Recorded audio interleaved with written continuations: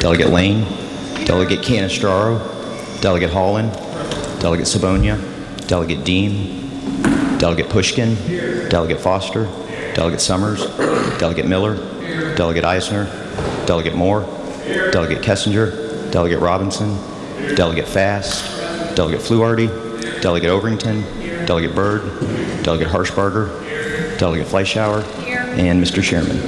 Here. Quorum is present.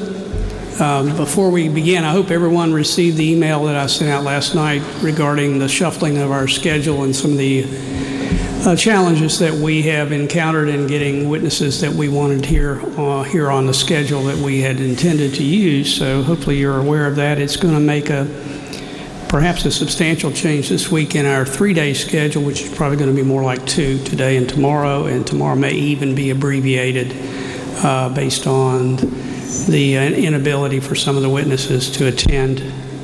A couple of housekeeping matters before we call our first witness. First of all, I hope whenever you see Delegate Brent Boggs, you will extend to him a thank you for his efforts in the Joint Committee on Government and Finance. Delegate Boggs made a motion to enable us to be paid for our attendance during our work. Unfortunately, it was ruled out of order based on the statutory provisions. I think there seems to be a perception that we're rolling in the dough when we come down here, and most people think we get over and above our regular compensation, that we're paid for the 60-day session when we come in for these extended sessions, which is not the case. Of course, we're limited basically to reimbursement for our cost based on the per diem allowance for that purpose. I did find out my ever-vigilant executive assistant, Adair Burgess, brought my attention to a provision in the code that I was not aware of that may help us out a little bit. This is under 4-2A4, which provides that certain committee chairs are entitled to per diem compensation up to 30 days in between regular, extended, or extraordinary sessions and interim committee meetings. And apparently the committee chair of Judiciary and Finance are entitled to that compensation. In my case, I'm on Social Security, so regardless of where in the world I am, my pay is not interrupted. So what I thought we would do is apply for that pay and put it in a pool for those of you whose income is interrupted as a result of your service here. So what we'll do is I'm asking the clerk has to confirm attendance each day. The clerk will keep attendance, and we will basically divide the money that is received as a result of this extra provision among those of you whose income is suspended, let's say, during your service down here. Now, I'm not going to audit anybody regarding that, but I would ask as a good faith effort that if you are in a situation in which your income is not interrupted, whether it be some sort of Medicare, sort of Social Security or something of that sort, I wish you'd advise the clerk so that we can confine those who participate to those who actually are losing income as a result of their service on our committee. And that would include if you're using up sick days or vacation days or anything that you would otherwise use for your own personal benefit. And then it's not going to be a lot of money, frankly, but it may buy you a quarter pounder at McDonald's each day you're down here or something of that sort. So the clerk will keep track of that, and we will ultimately settle that up. But if you would, notify the clerk if you don't want to participate in that. We will have four witnesses today, 2 in the morning and 2 in the afternoon. There's a squeal on your mic. Is the wireless mic on?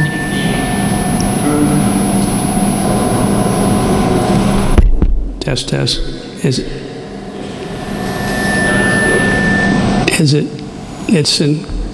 It's coming from Delegate Deem's equipment, I think. Is there anybody that can adjust that?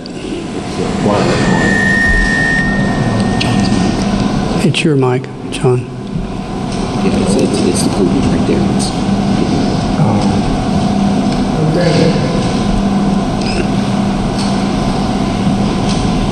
Are we okay now? All right, we're going to have 4 witnesses today, 2 in the morning, 2 in the afternoon. We will not, in all likelihood, be going late tonight. And then as you read the memo, we hope to have some evidence in the morning, and then at 10:30, we will recess long enough to take the tour that's been requested of the judges' chambers in the Supreme Court Annex. All right, we're ready to proceed. Counsel, would you call your first witness? Thank you, Mr. Chairman. The Committee on the Judiciary calls Jess Gundy to the stand.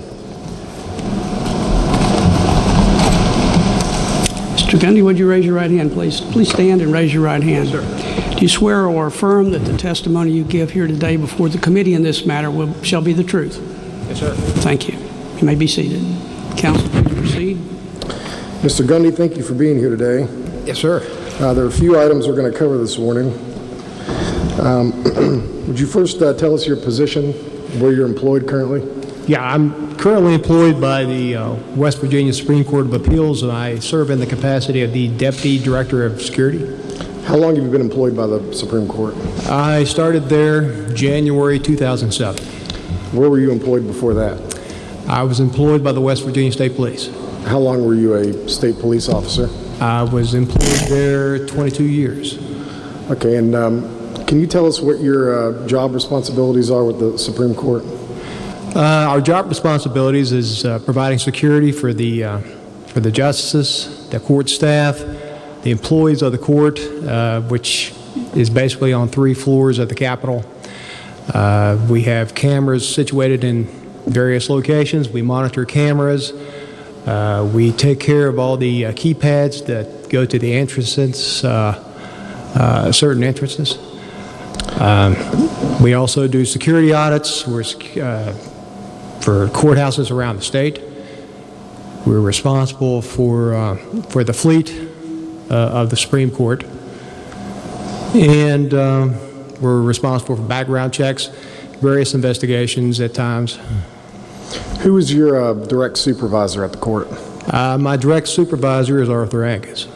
Has he been your supervisor the entire time you've been with the court? He has. Now, during your employment at the Supreme Court, have you come to know Justice Alan Lawfrey? Yes, sir.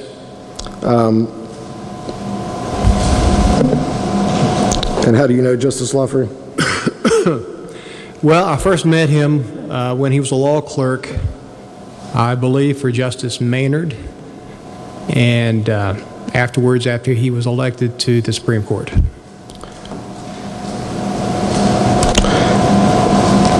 During your time with the court and your interactions with Justice Lawfrey, have you ever been to Justice Lawfrey's home? Yes, sir. I've been there 3 times. And why were you there the first time?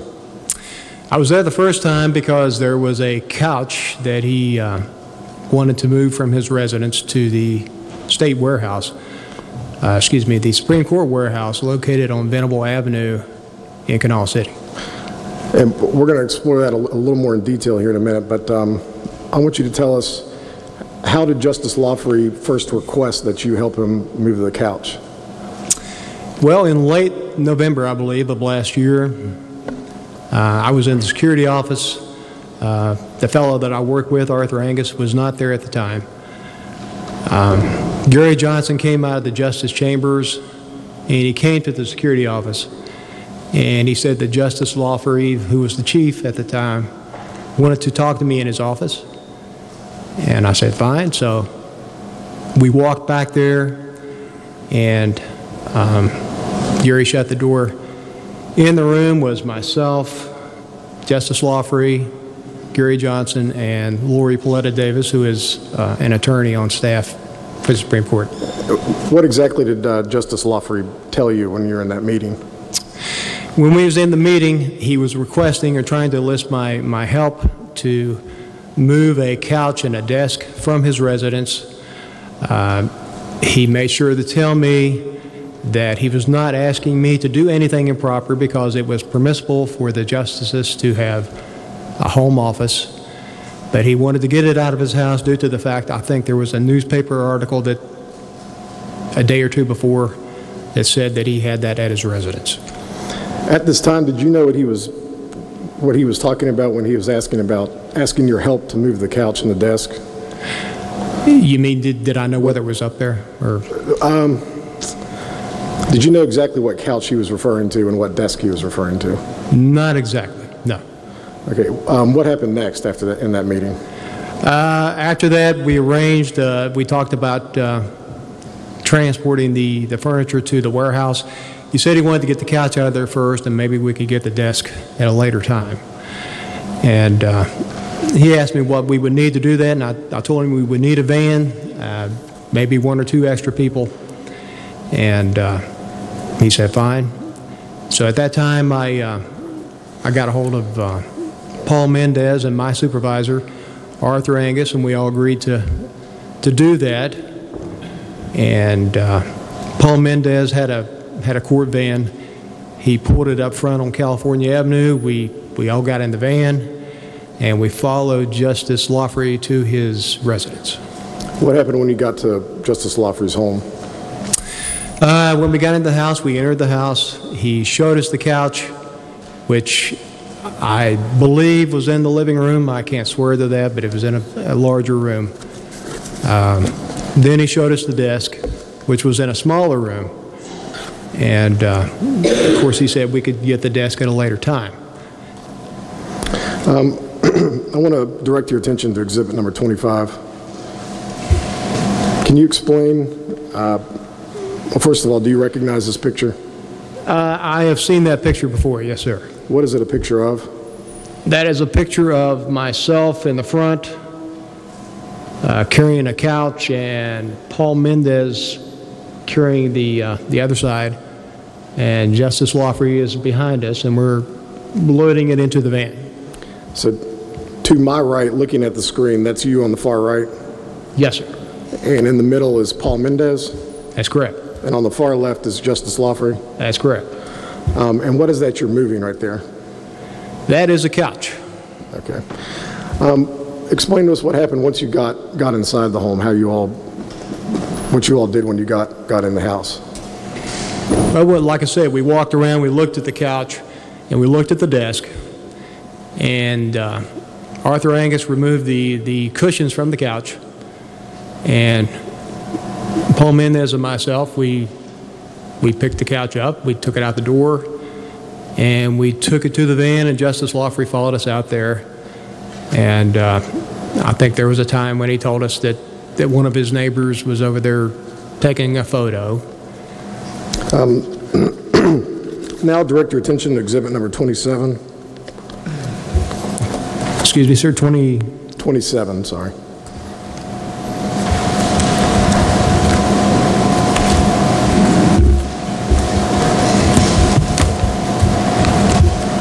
All right. Oh, wait a minute.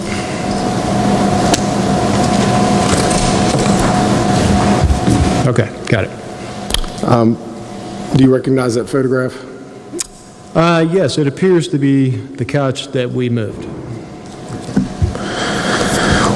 What, if anything, did Justice Lawfrey say to you all while you were moving the couch in the house? Or outside While the house? we were moving it, he probably said some things, but to be honest with you, I don't recall exactly what he said. I just do remember him telling us that there was a lady across the street taking photos. Did you see the lady across the street? I did not.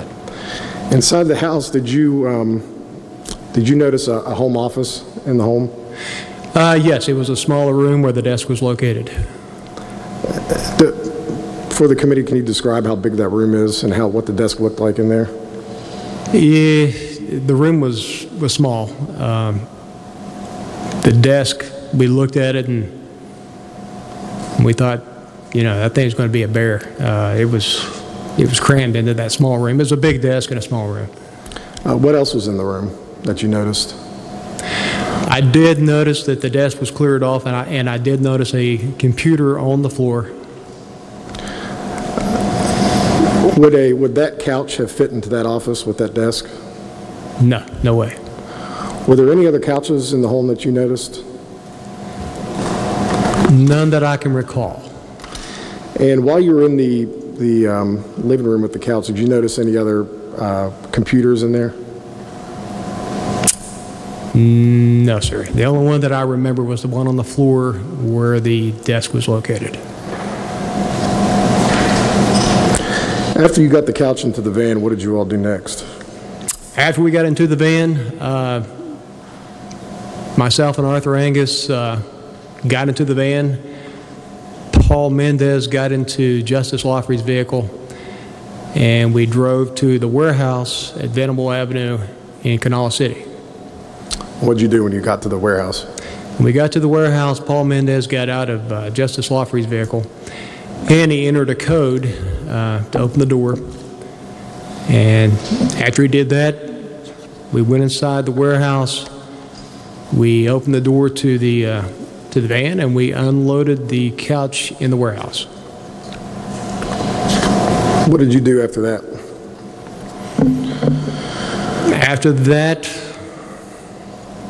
well, basically we took the van back to the court area, to a parking area,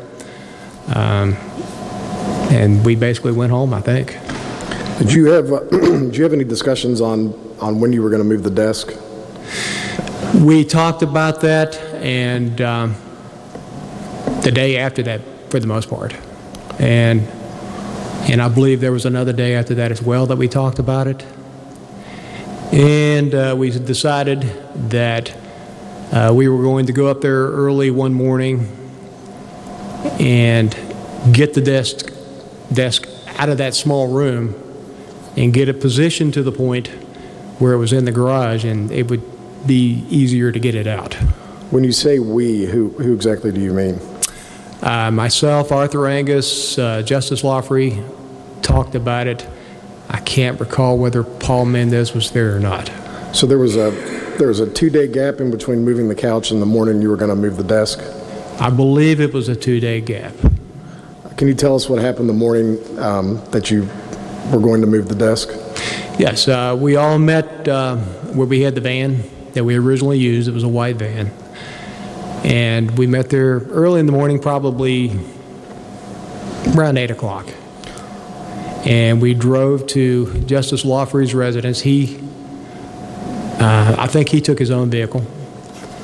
And we got the desk out of that room. We had to go to, we had to take it outside and take it on the deck and take it through a door and take it through another room. It was not easy, but we got the desk into the garage. Was the plan to meet at the van that morning, or did you go in the work first? The plan was to meet at the van that morning. I believe I got there a little early. I probably went to work first. Did Justice Lawfrey make any statements about why he wanted to move the desk or anything of that nature? He wanted to move the desk because he said he wanted it out of his house. And how many times did you go to his house that day? We went to his house twice that day, once to move it to the garage, and another time to actually put it into the van and to take it to the warehouse. We were not going to move it that morning because he was waiting for the neighbor who took the photos to leave. And apparently he was, when he received the call from his wife saying that this person was gone, we were going to go back and get the desk and move it, which is what we did. So first you moved the desk out of the house, and that was a difficult task because of the size of the desk, and you put it into the garage. That's correct. And after you put the desk in the garage, you all came back to the Capitol? We came back to the Capitol for not long, maybe an hour or so, and then we left again to go back to his residence to put it into the van. About how much time had elapsed between the first move and the second move? But like I said, we did it early in the morning. I don't recall exactly how long it took to move the desk into the garage. It took a while. I'm going to estimate about an hour and a half, but I can't be entirely sure. Tell us what happened the third trip to the house where you actually moved the desk into the van. Third trip to the house, we parked in the driveway. We opened the garage door. We put the desk into the van, and we proceeded to the warehouse in Kanawha City. About how long did it take you to move the desk from the garage into the van? It may have taken 10 minutes, maybe. It didn't take long. Tell us what happened when you got to the warehouse. When we got to the warehouse, we drove inside the warehouse. We unloaded the desk, and we put it into a room that was located inside the warehouse. Now, was there anybody observing you making this move into the warehouse? Well, I noticed when we first left Alan's house, we were going down the hill. Arthur was driving. I was in the vehicle with him, and we were the lead vehicle. We saw a Channel 8 car coming up the hill, and I looked in the car, and it appeared to be Kenny Bass, Mr. Kenny Bass. Was that the only time you saw Kenny Bass? I believe, well, we shut the garage door, and I believe the car was out there outside the garage door when we shut it. When you all noticed the news following you, did Justice Lawfrey say anything about that? He did not say a whole lot about it. He saw Mr. Bass as well. Did Justice Lawfrey make any statements about what he was going to do to get ahead of the news that the desk was being moved or the couch? To get ahead of the news? I'm sorry. Did he make any statements about a plan to issue a press release that you can recall? Not that I recall. Did he make any statements to you about keeping this quiet or not telling anybody about moving the desk or the couch? When I first went into his office, he did not want me to tell a lot of people about moving these items.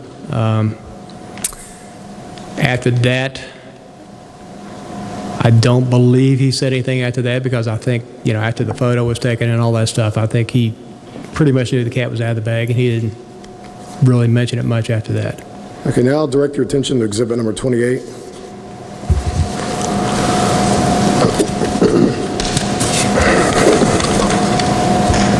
Do you recognize that picture? It would appear to be the desk that we took out of Justice Lawfrey's house. Now, what happened after you got the desk into the warehouse? What did you guys do next? After we got the desk out, after we took it out of the van and put it in the warehouse, we got in Justice Lawfrey's car, his vehicle, which was also inside the Kanawha City warehouse. And we opened the front door and we went back to the Capitol. Did you ever discuss this move with Justice Lawfrey after that? Yes, I'm sure we did. Do you recall any specifics about those conversations?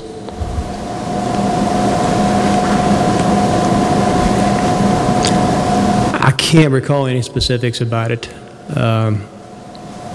I think he was relieved that it was all out of his house, but other than that, I don't recall any specifics of the conversations.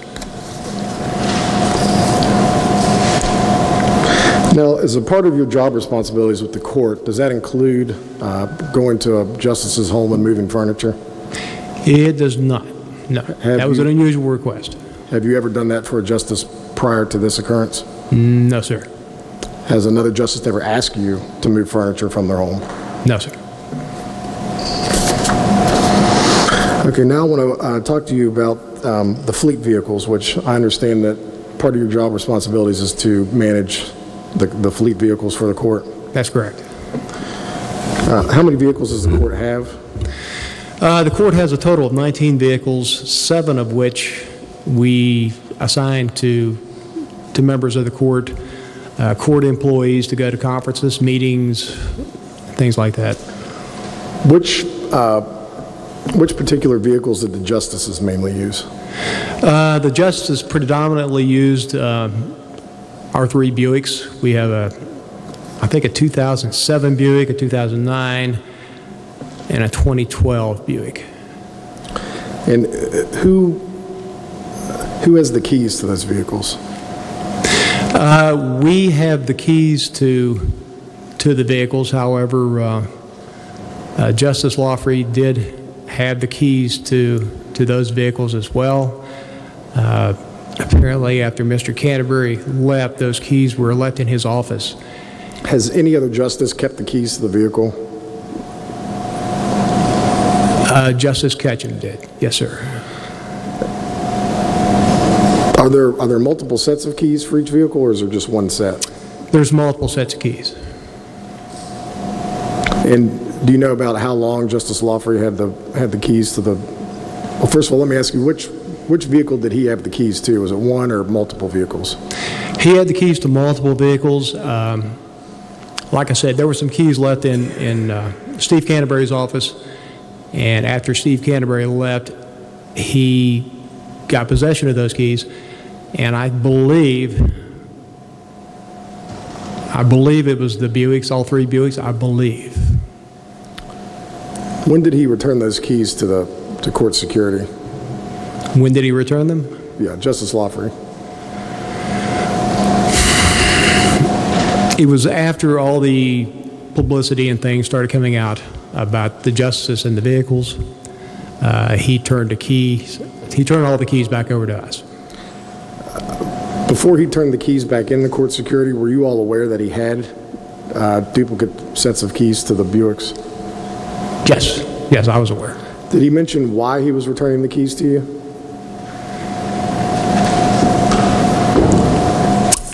I think it was the publicity in the media, from what I can understand.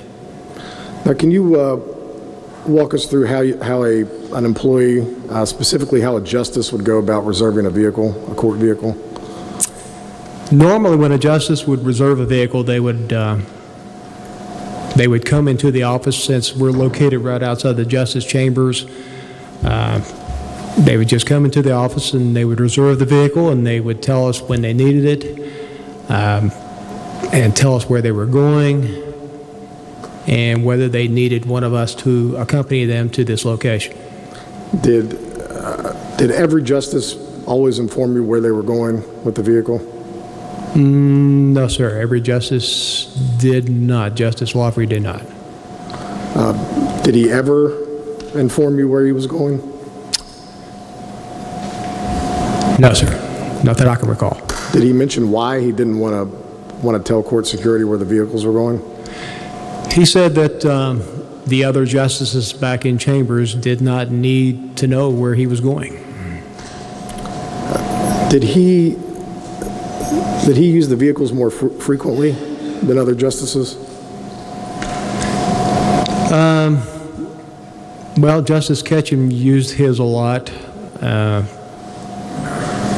I don't know if it was more frequently, probably about the same par as Justice Ketchum. Is it part of your job responsibilities to drive justices around if they request it? If they request it, yes, it is. Did you ever drive Justice Lawfrey around? I have driven him to various functions, yes. Do you recall about how many times you would have driven him? It's multiple occasions. I can't recall how many. Did he take the vehicles alone a majority of the time? Yeah, a lot of the times he did. He would come in on a Friday or something like that, and he would tell us that he was taking the Buick, and if it was a long weekend, he would take it for the long weekend if we had a holiday. And then he would bring it back the following Monday or Tuesday or whenever we returned. You mentioned holidays. How often did he have a vehicle over state holidays, like Thanksgiving or Christmas break? There was a couple occasions when he had it a very long time. I can't recall the number of days, but a long time. And he didn't tell you all where or why he needed the vehicle? No, sir. Can you tell the committee the condition of the car when he would return the vehicle? When he returned it, there was a number of times when it was pretty much sitting on empty, and I thought we were fortunate to get it to the gas station. But other than that, it was clean for the most part. I want to go back to exactly how how Justice would reserve vehicles, and I'll direct your attention to exhibit number 29. Do you recognize what that printout is? Yes, that is a computer-generated form that we use to reserve vehicles. How long has that form been used? I am thinking, I'm not good with dates sometimes, I'm thinking 2011, I think. Were these forms always filled out to generate a record of where the justices were going with the vehicles and when? We generally did. When Justice Ketchum had the Buick that he drove, we generally would not put it down because we knew where it was at, and we knew that we could not assign it to anyone else at the time. Who would normally fill this document out? Normally it would be myself or Arthur Angus.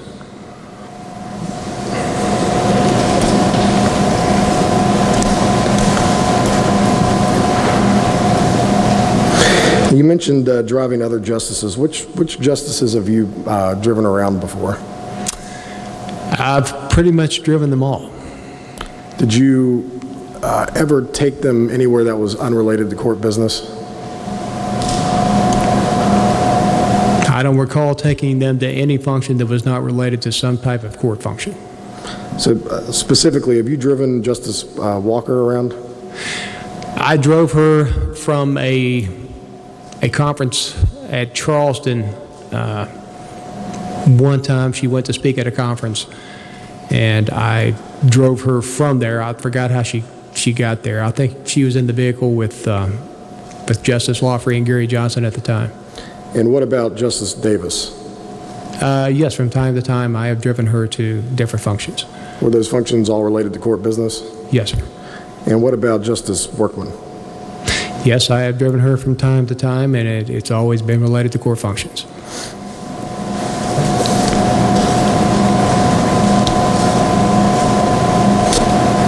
Did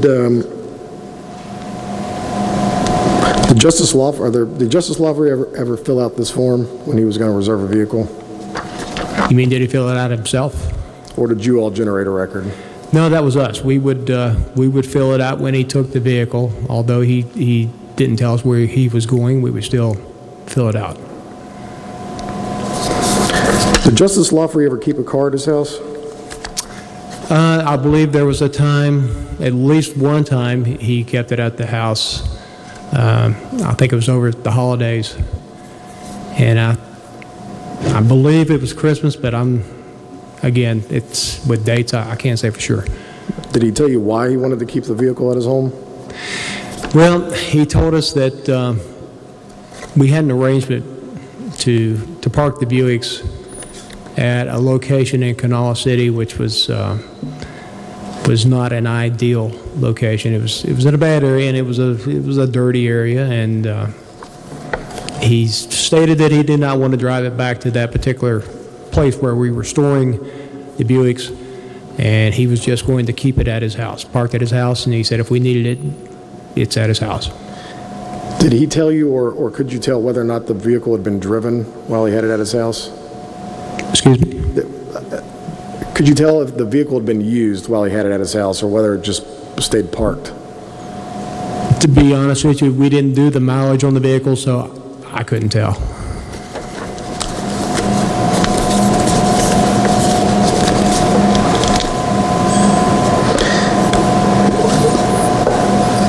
Were there ever any written policies or procedures with regard to fleet vehicles at the court?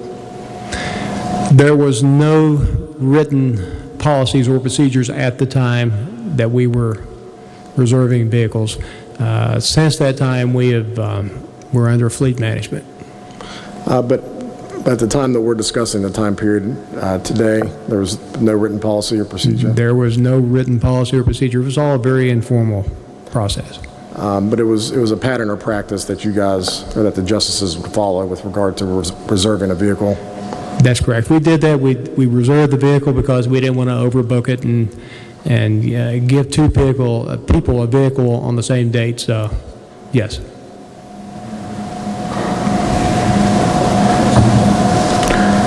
Did anyone ever inform you that justices did not have to give you a reason why they were using the vehicle? Yes. It was after they had a meeting about it.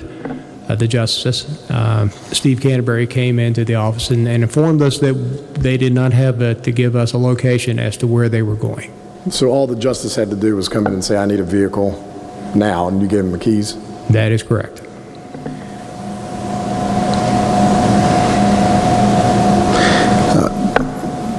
In your job, did you ever generate a memorandum with regard to vehicle usage? Yes, I did. I'll turn your attention to exhibit number 1.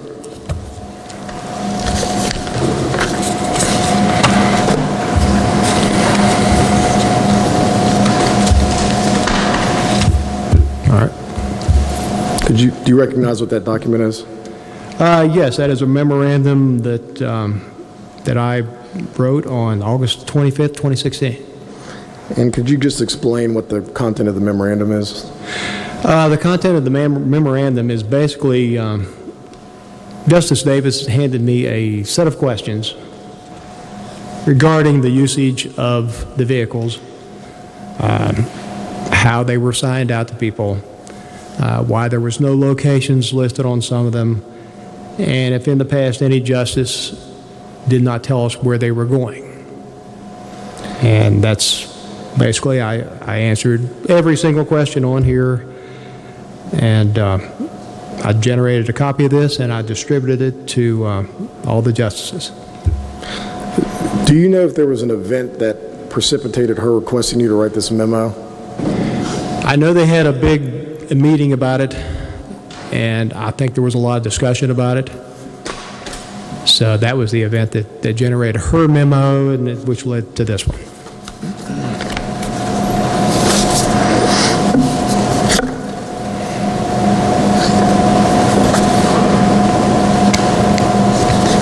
Okay, now I just have a few more questions for you with regard to the lunches that the court had.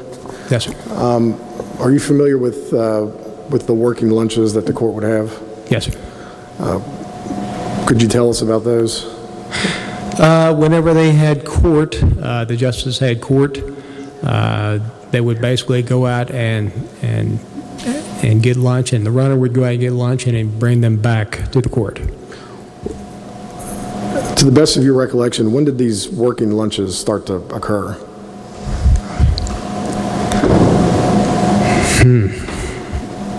It's been for a long time. I'm not even sure I could give you a date, but it's been for a few years. Did they occur the entire time you've been working for the court, or did it happen a few years after you started working? It happened after I started working for the court. And how often would they have these lunches?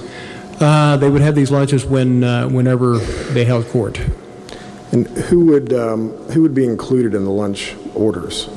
It'd be the justices, their staff, and security. Do you know who paid for the lunches? That would have been, I think, Chris Garnes paid for them with a P card.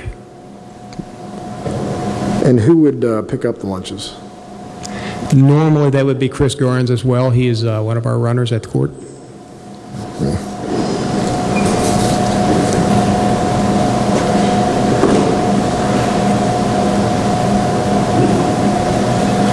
Thank you, Mr. Gundy. Mr. Chairman, I think that's all the questions I have for right now. Thank you, counsel. And Mr. Gundy, our practice is to allow members of the committee to ask follow-up questions. So if you'll be patient with us a little longer, we do appreciate your appearance here today. Yes, sir. I'll begin on the front row to my left. Delegate Fast, questions?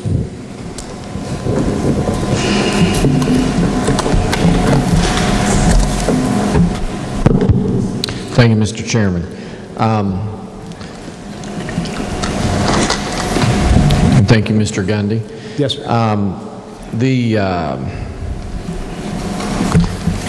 The lunches, was there any policy, any written policy that you were aware of on affording the justices lunches or not? There was no written policy that I was aware of. Do you know if that violated any law? Not that I'm aware of.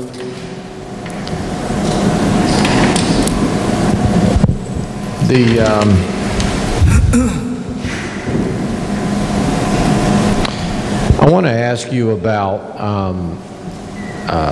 accompanying justices on various trips. You had mentioned that you drove, you believe, all the justices at one time or another. Yes. On trips.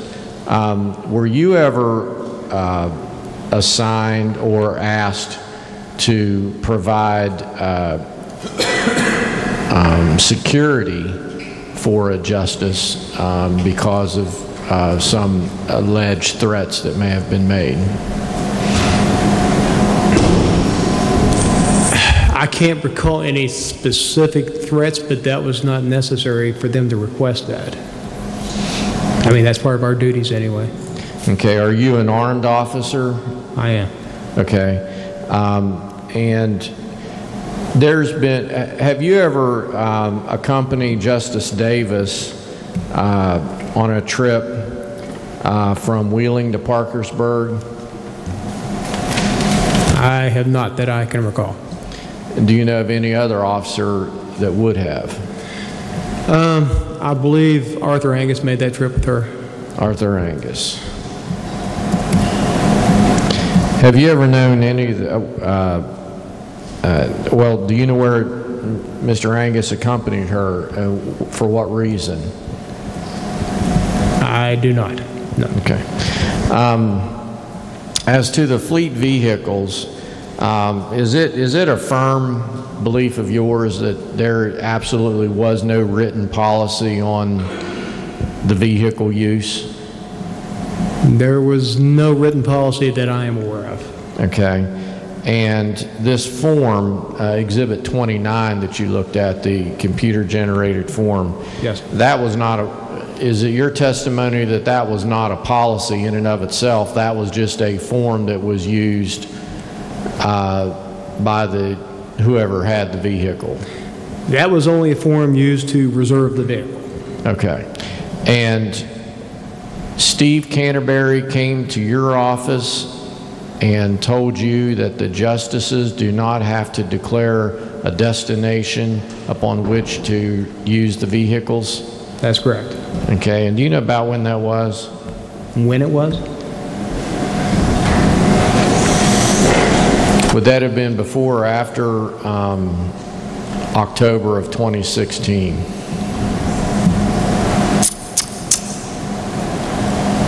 I can't recall exactly when it was. I know it was after I generated this memorandum. Which memorandum? Exhibit 1? Exhibit 1, yes, sir. It was, I'm sorry, before then? It was after that. After. It was after okay. that. As to the desk, you had mentioned that, and you used the word apparently. Apparently, he, referring to Justice Lawford, received a telephone call from his wife that basically the neighbor was gone, so you can go ahead and come. Right. Now, what do you mean by apparently? Well, we did not hear the phone call. He said he received a call from his wife, so I'm taking his word for it. So that's the reason I said apparently. So he told you That's correct. exactly that he received a phone call from his wife? Yes. Okay. What other details, or give me as many details as you can as to what he said about this phone call? Basically that the neighbor who took the first photo was not there any longer, and that we needed to go ahead and go and get the desk. And did he tell you why that was important, that she was there or not there, the neighbor? Yeah, it was there because he didn't want any photos and he was trying to avoid the press coverage. Okay. Now, are you aware, did any of the other justices have home offices? I'm not aware of any. They might, but none that I can recall. Do you know if any of the other justices had any furniture, court furniture, at their homes?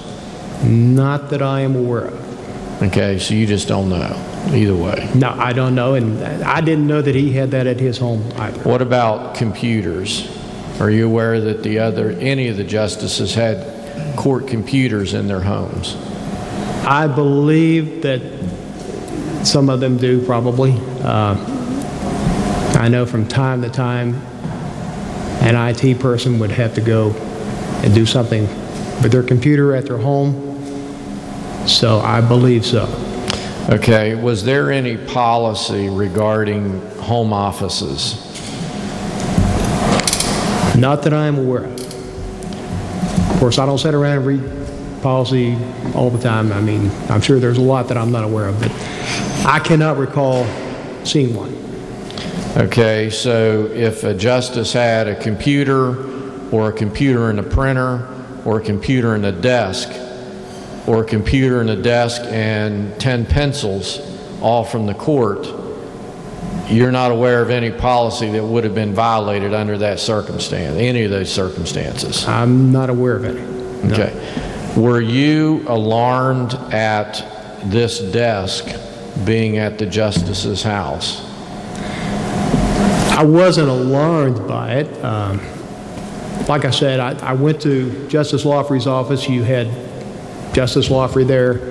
You had Gary Johnson there, who was a former circuit judge, and one of our attorneys there, and Justice Lawfrey told me it was permissible for him to have it there, so I pretty much took his word for it.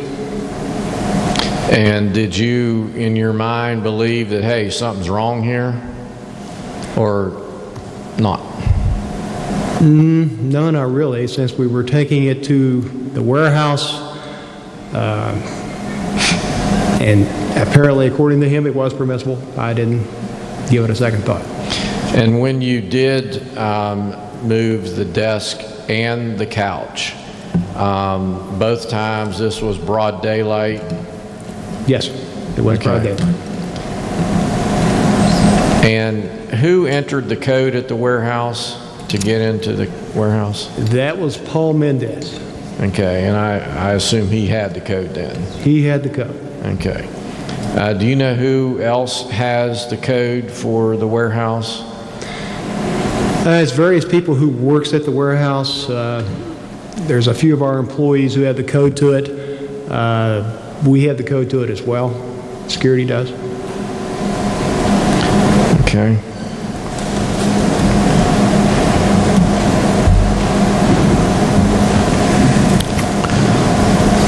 Thank you, Mr. Chairman. Delegate Foster. Yeah, my question's on the, you're responsible for the vehicles and checking them all out, and that was you specifically that was responsible, or you and Arthur Agnes? It was myself and Arthur Angus. Like I said, we reserve the vehicles, and we try to keep the inspection stickers up and the maintenance and things like that. Okay, and then on the maintenance inspection stickers, you said you didn't keep track of odometer readings? We did not. But then how often, like maintenance-wise, when you maintained them, going and getting a oil change, stuff like that, was that something that you kept track of the miles on them? Well, normally when we had the oil change, they had a sticker on the windshield. It said that whether it needed an oil change, when it needed one. The Buicks, they have a mechanism that says how much life is left in the oil, and we check that. And when someone drove it, if something was wrong, they would certainly tell us. Okay, and then my question is also on the reservations. You said that Justice Lawfrey and Ketchum had copies of keys for the at least some of the vehicles. And was it Ketchum had the keys for one and Lawfrey had for all of them? Is that what it was? Justice Ketchum had the key to the silver Buick. Okay. It was the only key that I knew that he had. As far as Justice Lawfrey, I believe he had, and I believe it was the key to all three Buicks, I believe. And then on whenever they checked out reservations, it was basically because whenever they had a reservation, it was because they came into your office and told you, I'm going to be using the vehicle. Whether they gave a purpose or not, they said they would be using the vehicle, and then you or Arthur Agnes filled out the form to say, right, we'd get on the justice computer and we'd generate this form that you saw. And how were the vehicles secured otherwise? Were they just parked? Yes, they were parked. And that's where my question's going to is would there have been any way for you all to know if the vehicles were used other than when reservations were, if some of the justices had keys? Probably not. So they could have been used outside of reservations about any time? It's possible, yes.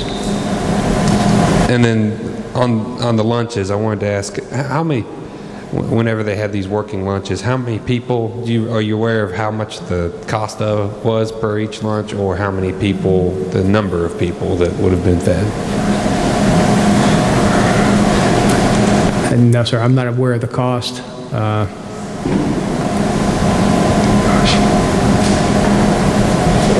I'm going to estimate about 10 or 12 people, but I'm not sure. All right, thank you. Delegate Overington.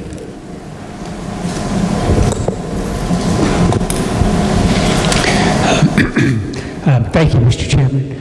To follow up on Delegate Foster's questions, are the request forms kept that justices would fill out?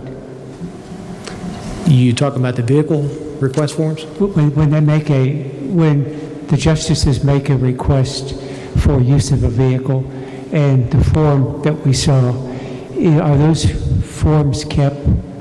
They are on the application itself. Yes, sir. As far as the different vehicles, do the justices rotate between vehicles, or is there a normal policy where each one uses one specific vehicle? No, I mean, basically it's whichever one is responsible. Our newest vehicle was a black Buick LaCrosse, I believe. Normally that would be something that probably the chief would use because it's our newest vehicle. But for the most part, it was whichever one was available. So they may use different vehicles, the different justices may use different vehicles at different times. That's correct. As far as the mileage, so there was no record kept of the mileage at any periodic time? No, I mean, there was not a place on the on our generated form to record the mileage, so we did not record it. So basically the only record you would have would be when the oil was changed, and there's probably a mileage indication of when that so the only way you could really check the mileage would be looking at between oil changes and who was using the vehicle between those oil changes. Oil changes, and they record the mileage on inspection stickers as well. And whenever we did maintenance on the vehicles, I think whoever was doing the maintenance would record the mileage. Thank you, Mr. Chairman. Second row, Delegate Summers. Thank you, Mr. Chairman. I just have one question. Were you asked to move furniture during your regularly scheduled workday, or was it a different time? It was during the workday. The first time it was probably approximately maybe 3:30. Of course, the second time that we went up there was early in the morning, 8 o'clock or so. And the third time was during the day as well. is probably before noon. Okay, and actually I did have one other question. Do you have a checks and balances in place to make sure that the vehicles are used for state business only? Checks and balances? A way for the court to monitor if the vehicles are being used for state business, court business, or personal use. What is your checks and balances for that?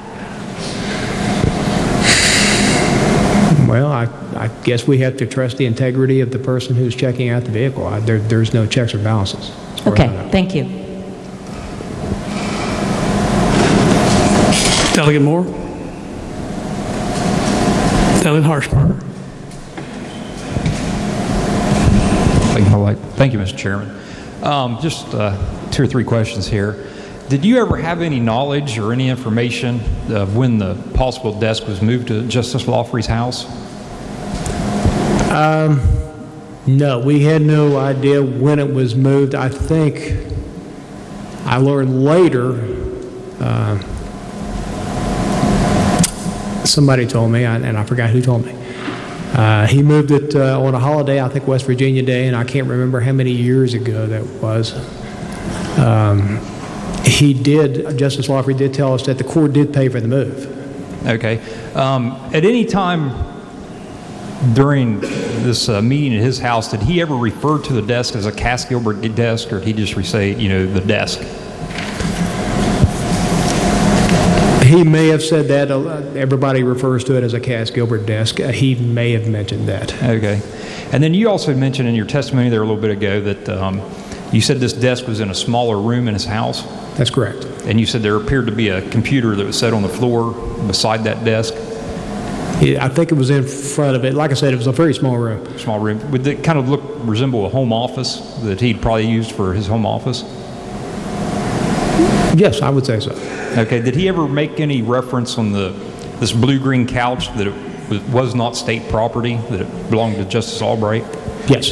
He did tell us that it was a couch that was left there by Justice Albright, and after we moved it to the warehouse, he relayed to us that he was going to check with Justice Albright's family to make sure that they didn't want the couch.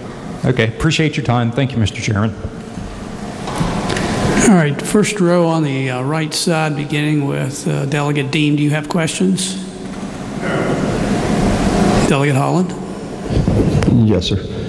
Thank you, Mr. Gundy, for being here today. Sure. Just a few follow-up questions. Did any of the justices besides Justice Lawfrey and I believe you said Justice Ketchum have vehicle keys? I do not believe so. No, sir. Okay. Regarding the vehicle checkout procedure, those were documents on the computer that your staff or yourself would fill out? Yes, those were documents. It was an application on the computer generated. The application itself was generated by our IT staff, and either myself or Arthur Angus would fill that out. Okay. At any time, did you do any overnight trips with the justices? Yes. When you performed those overnight trips, did you file an expense report upon returning for yourself? Yes.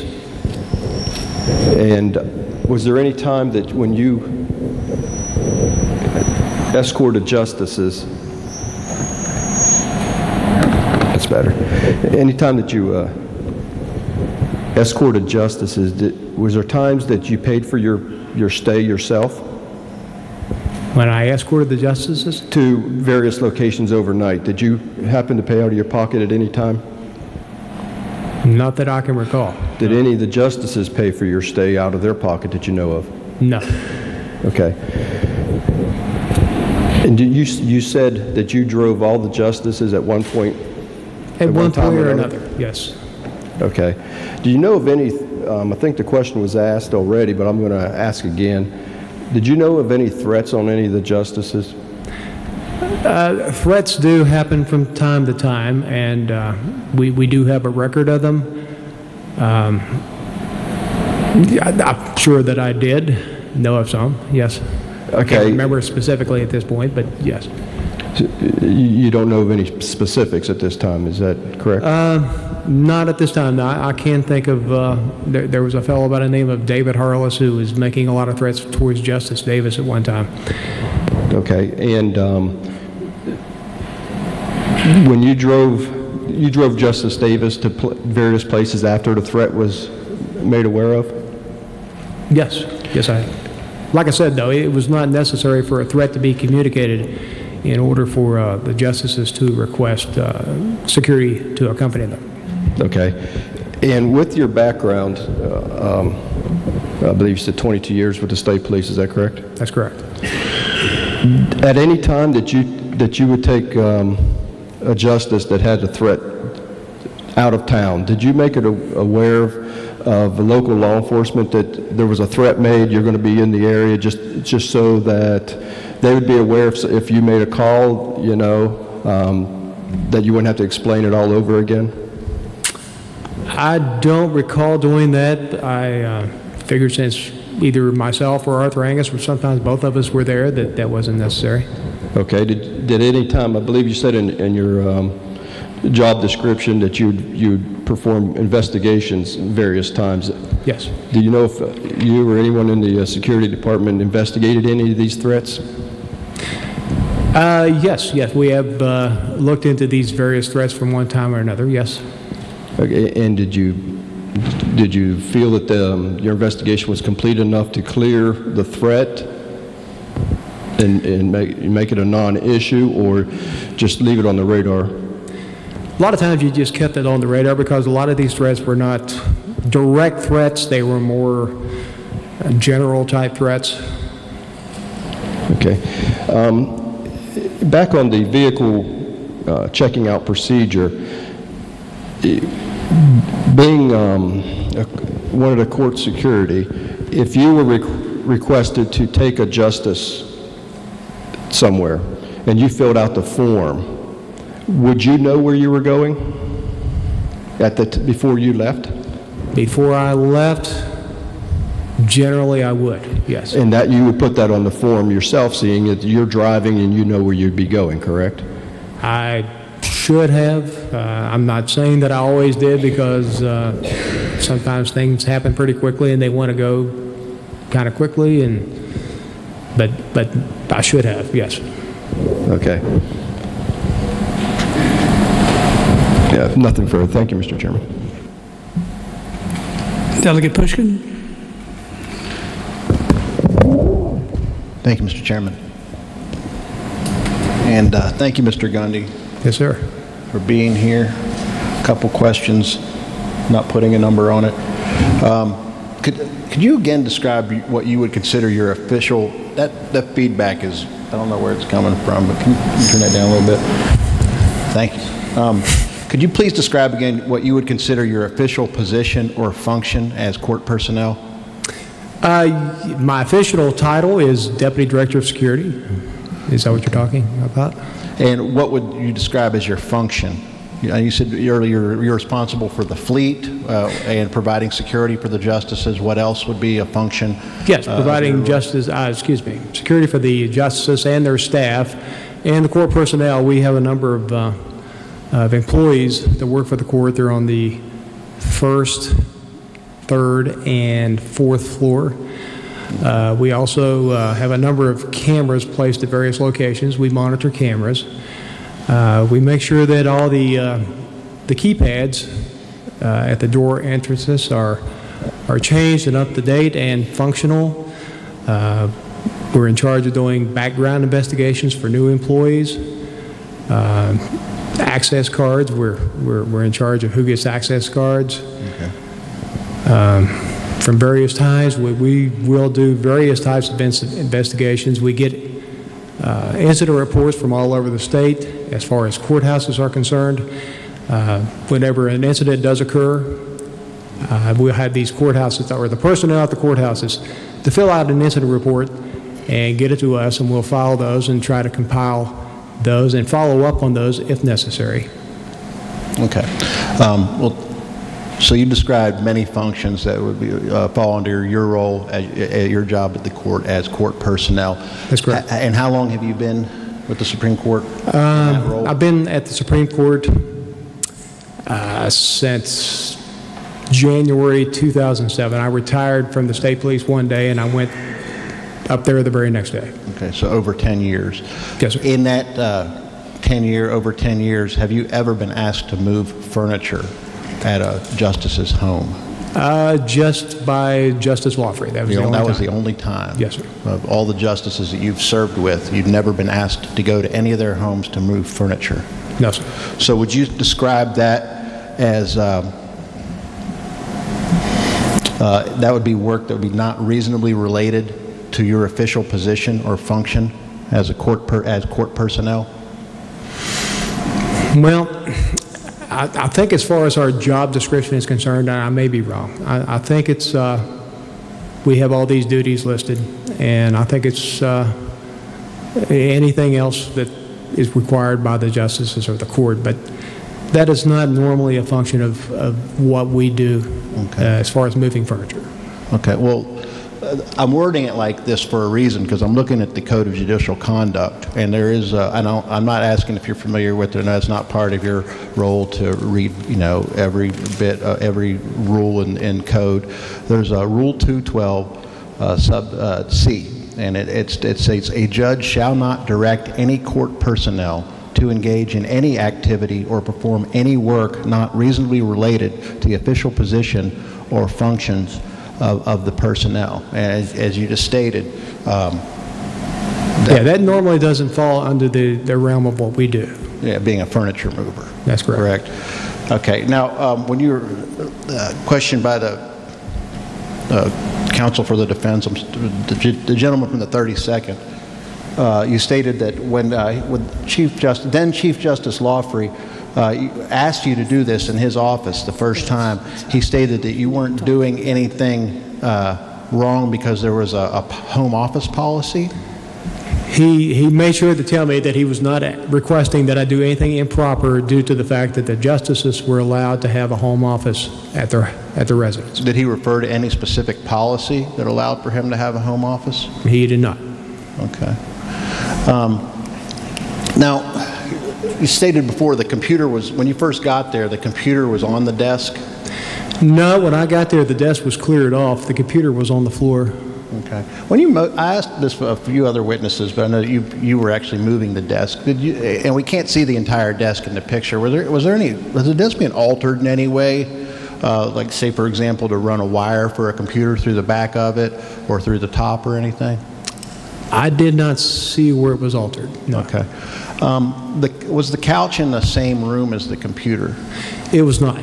The computer was in the room with the desk and the, I guess would be the office area. That was the office area? You described that as an office area where the desk was? That's correct. But was there room for a couch to ever be in there?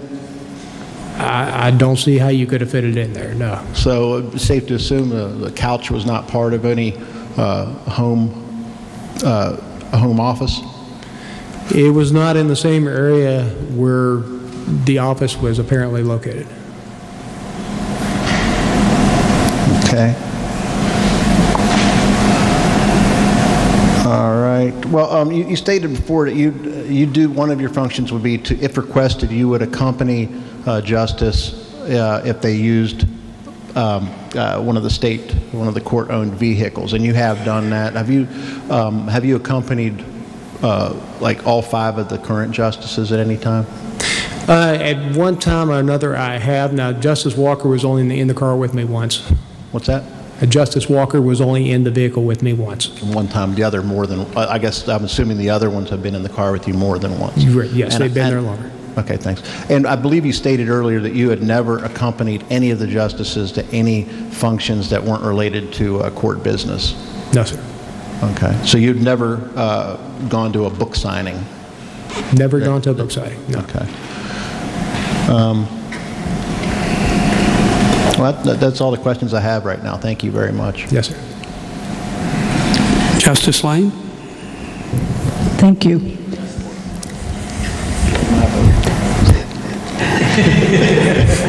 Thank you for being here. The court has 19 cars. Yes. And where are those cars kept?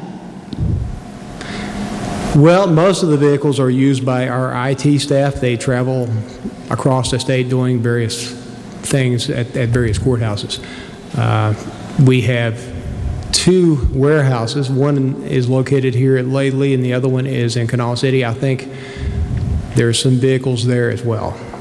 So the vehicles that the justices use, the 3 vehicles that have been identified, where are they kept? Right now, they're kept on California Avenue. No, excuse me, I am wrong about that. They are kept at Courier Street. It's a parking place, 2 parking places, where we keep the brown and the black Buick, and they're located on Courier Street in front of our HR building.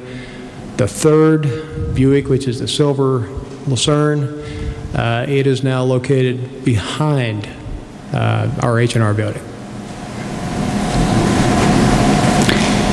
So you've got an HR building on Courier Street? Yes, we do.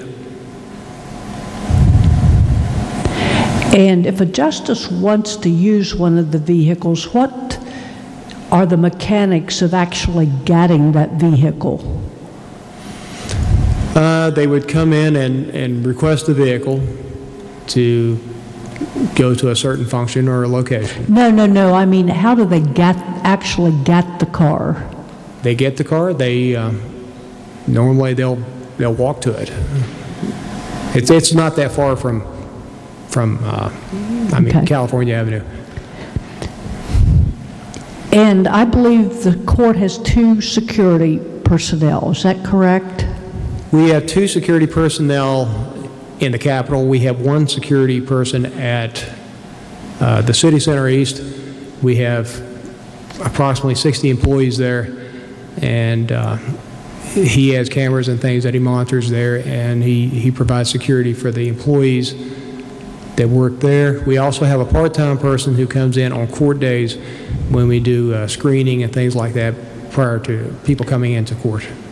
Okay, so what happens when both you and Mr. Angus are out driving justices around? Who provides the court security for the justices that are left in their offices? That would be our part-time person that we call in on court days. It'd be Mr. Harold Daly. He comes in when we're not around. And so if both of you are out of the main Capitol, then you do provide that someone else come in and provide security for the court? We do. And is this person, even though he may be a part-time person, is he on the payroll, is he on the permanent payroll? He's a contract employee. Yes, he is paid by the Supreme Court. Okay. Now, let's go back to the desk. The desk that was in Justice Lawfree's house, and you helped move. Yes. Are there other desks like that at the court? You mean what's referred to as the Cass Gilbert desk? Yes. Yes, there are. Could you tell me where they are located? We have one of those located in the security office where we're at. Okay, so the security office uses one? Yes. Okay. Now, where's the other one? Of course, we have the other one at the warehouse. I think one of the clerks upstairs has a Cass Gilbert desk.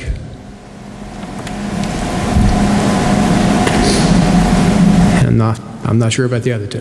Do any of the justices use the Cass Gilbert desk? I stand corrected on that. Yes, there is a Cass Gilbert desk in Justice Ketchum's office. He doesn't use it, but his secretary uses it. And I think no, I'm wrong about that. It's in Justice Ketchum's office. Okay, thank you. Yes, ma'am. That's all the questions I have. Second row. Delegate Byrd. Thank you, Mr. Chairman. Thank you again for being here. Just to clarify something, because I couldn't hear you earlier, who got the white van to go to Justice Lawfrey's house? That would be Mr. Paul Mendez. And who owned the white van? Who owns it? It's a state vehicle. Okay, was that van used on all 3 occasions you were out at Justice Lawfrey's house? Yes, it was. Okay. It was the one that was in the photo. Now, Delegate Fass had asked you some questions about a phone call between Justice Lawfrey and Justice Lawfrey's wife, and my question more goes to the fact, on the 3 occasions that you're at Justice Lawfrey's house, was his wife present?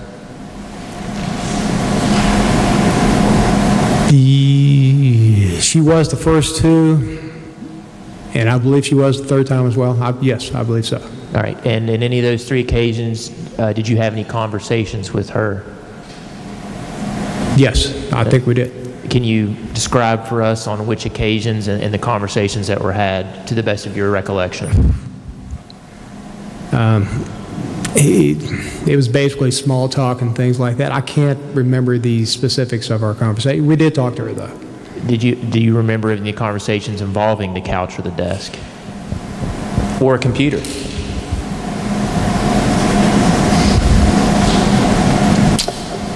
No, sir, I don't.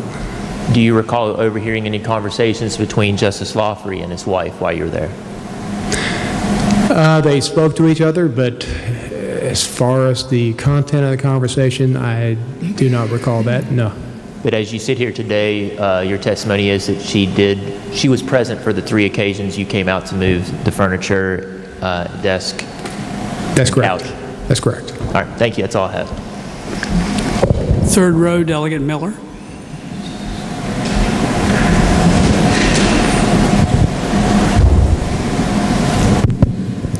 Thank you, Mr. Chairman.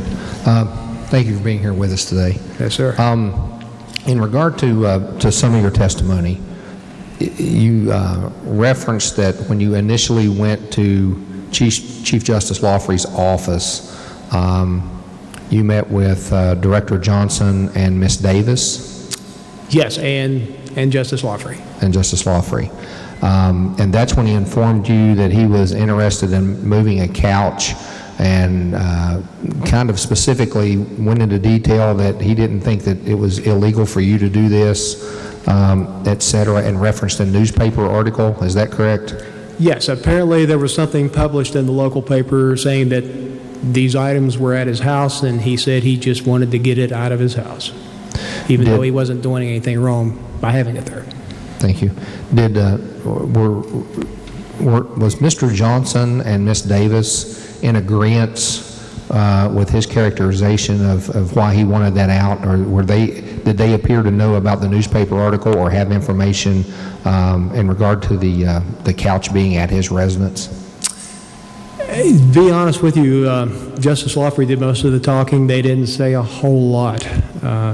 So by that, I would say they would have been in agreement with it, yes. But they were present and at least aware at that point what he was wanting to do. That's correct. You made a reference that the couch would not fit, the couch at the residence when you arrived there would not fit in the office and was located in a living room area? I believe it was a living room area. It was a room, when you came into the house, you kind of went to your left and there was a room there. I think it was a living room area, but I can't really swear. It appeared to be a living room. Yes. It's safe to say that? Yes, sir. Was there other furniture in that living room area? There probably was, but I couldn't tell you what it was. Next, you referenced that he wanted to, on one of the trips, he wanted to wait until the neighbors were gone in order to move that piece of furniture. Did he go into detail as to why he wanted to wait for the neighbors to be gone? Well, apparently she had already taken photo the first time that we were there, and he did not want that to occur again. Did he indicate why, or if he was trying to avoid the appearance of illegal activity or anything like that? Did he give you any kind of reference to go by there? From what I could gather, I think he was trying to avoid media coverage of it. Did he make reference to the media coverage? I believe he did. During these moves, you testified that you met, or you either followed or met Chief Justice Lawfrey at his residence on the different occasions. What vehicle was he operating, or what vehicle was he in during those trips, if you recall? He was in his own vehicle, and I think it's a Honda. It's some type of an SUV vehicle. You also testified that after some media exposure or some questions, that Chief Justice Lawfrey returned all the various keys that he had to security after these media accounts. Did he make any reference to those accounts? Did he make any reference as to why he was returning those at that specific time? I can't recall exactly what he said, but from what I can remember, it was due to the media coverage. Okay. And he had, in discussion of that he didn't always tell security where he was going, he also stated that the other justices didn't need to know where he was going? Yes, he's stated that several times. Did he elaborate on that, or was it that just a simple statement? Did he make any kind of reference as to why they didn't need to know where he was going? He didn't say why. He just said that they did not need to know where he was going.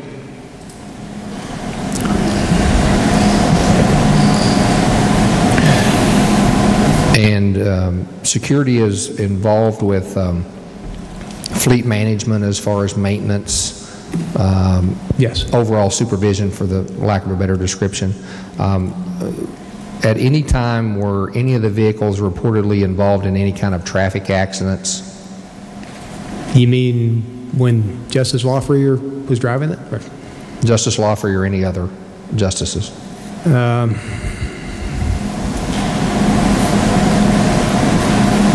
I can't recall a time when that happened. No. Okay, thank you. Were there any, would it be fair to say that you would receive complaints if any justices were committing illegal acts in a motor vehicle, whether it was speeding or reckless driving or anything like that, that ultimately that would get dumped in your lap if a complaint was made by a citizen? If a complaint was made by a citizen, it may or may not, because a lot of times they dial the direct number and they may talk to the court administrator instead of us. Each of the vehicles contained a green state car license plate on the rear of it, identifying them as a state vehicle? They did at the time. They were all on the rear of the vehicles. We have it to the point now where they're on the front as well.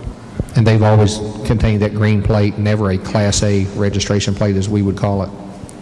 I don't remember a Class A being on there. Some question had been brought up in regard to the front state plates being absent and recently added. Is that a fair description? Yes. Was there any reason as to why the front state plates were not on the vehicles? There is no reason why, as far as I know. I know when I came to the court, they were not on there, and I don't know why.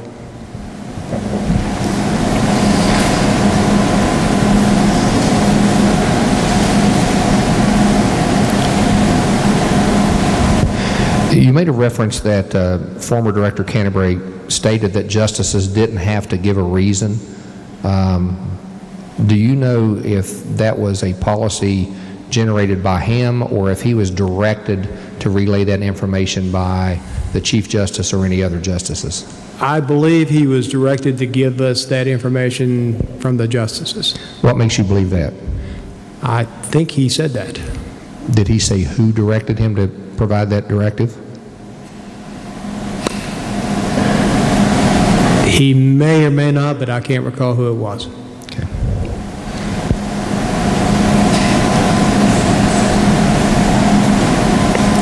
In regard to movement of the furniture, that Chief Justice Lawfrey was wanting to wait for a call from his wife. That's correct. In order to make a move. He didn't want photos or press coverage. He was trying to avoid that, yes. Did that appear to be secretive in nature to you? Did that throw up any red flags, having served 22 years of law enforcement? That he wanted to avoid press coverage? It didn't throw up any red flags. He had been under fire, in the press a lot for that, and so no, it did not throw up any red flags to me. As a part of your duties of fleet maintenance and fleet supervision, did you also monitor fuel card usage for each of the vehicles? I did not. There was a card issued to each car, or were those issued, if you know, issued to the justices personally? It was issued to each car, and it should have stayed with the vehicle that it was in. And as far as you know, they remained with the car? As far as I know, they were inside the vehicles. I'm not sure that I heard this correctly, and I may need clarification. Did you testify that you had been informed that Chief Justice Lawfrey paid for the move of the desk to his house originally? No, he told us that the court had paid for the move of the desk and the couch to his residence. Is it normal to accompany justices on their official visits and official trips when they travel outside of the Capitol, or do they request that? Normally they will request it, but not always. I mean, when they go to conferences and things like that, we just automatically go because we want to make sure we're there. Understand. And if they're traveling in the state and they go to courthouses with for drug court events and other official events, is there normally a presence of law enforcement in and around those courthouses to aid you if needed? There normally is, yes, sir. So there wouldn't necessarily be a need to reach out to local law enforcement for those types of visits because they're just generally there as a matter of their work. That's correct. Okay. You also testified that you, part of your duties in your office is controlling access card and who has access to offices and the courts? It's access to the Capitol building for the most part. The Capitol building or the chambers areas, or? Well, as far as the chambers, going into the chambers, you need a code to the keypad. And we do try to maintain who has those codes. But the access cards are the cards to get into the Capitol. We have to do the paperwork and take it down and get the card. And if there's something wrong with the card, we try to get it corrected. Understand. So it's within your office as to who has access to justice chambers and getting intimate access into Supreme Court facilities? Yes. Are you aware of anyone that is not state court personnel having access to any of these sensitive areas?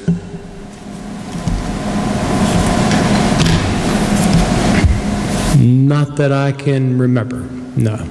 So the only folks that have the codes to gain access are appropriate court personnel and no one outside of that?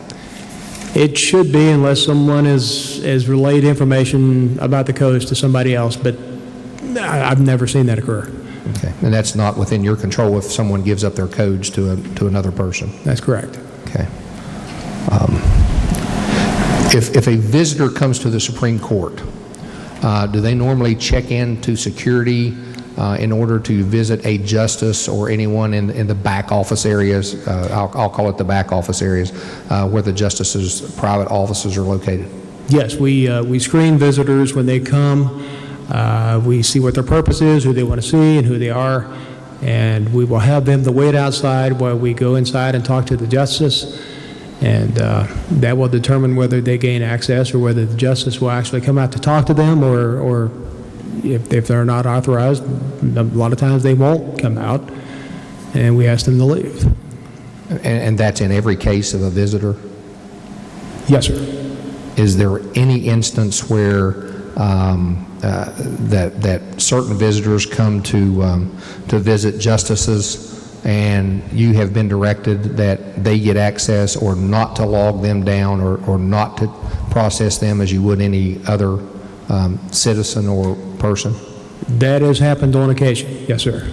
Can you elaborate on that a little bit, please? Well, if it's somebody that the justice wants to meet with and they know who it is, they'll tell us this person is coming. We can just bring them right back. Okay. Anyone stick out in your mind that happens with on, let's call it a regular basis, not to make it that broad, but just on a regular basis, that someone has standing orders that they're not to be questioned and they're to be ushered back, or they have access just by nature of who they are? None that particularly stand out to me. I know sometimes various family members have came to the court and we escort them back, but I can't think of any one person in particular. Is it normal for you or other court security to stay outside the chambers or in the Supreme Court area proper as long as justices are working in the building? Repeat that again, please. If they stay, let me put it a different way. If they stay longer than a regular work day, does court security normally stay on site while a justice is working or in the building? At times we do that, at times we don't. So if you're not there, individuals could be allowed or let into Supreme Court secure areas without your knowledge? Well, if that ever does occur, most of the time we will walk down to the clerk's office, which is where this visitor would go, and we would advise them that if there was a problem, to call the Capitol Police.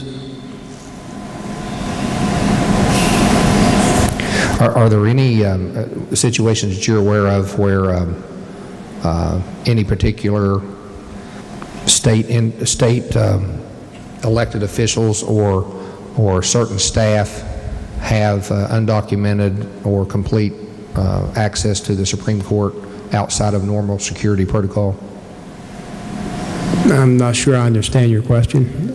Anyone from this building proper, whether they're elected official or official staff, able to circumvent the security process to get into Supreme Court secure offices on a regular basis? No. Okay. Thank you, Mr. Chairman. Delegate Robinson.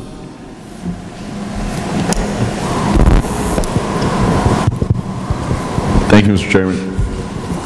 Mr. Gundy, you mentioned that Justice Lawfrey had his own keys to all three vehicles, so he could come and go as he pleased. I mean, he didn't have to fill out a form or anything like that, obviously, since he had keys. Yeah, he did have the keys. He would normally, like I said, he'd take it out like a Friday, and he would say he's taking the black Buick. He'd just let us know, but he wouldn't tell us where he was going. So it was pretty common for him to take it on the weekends, and then you mentioned holidays as well?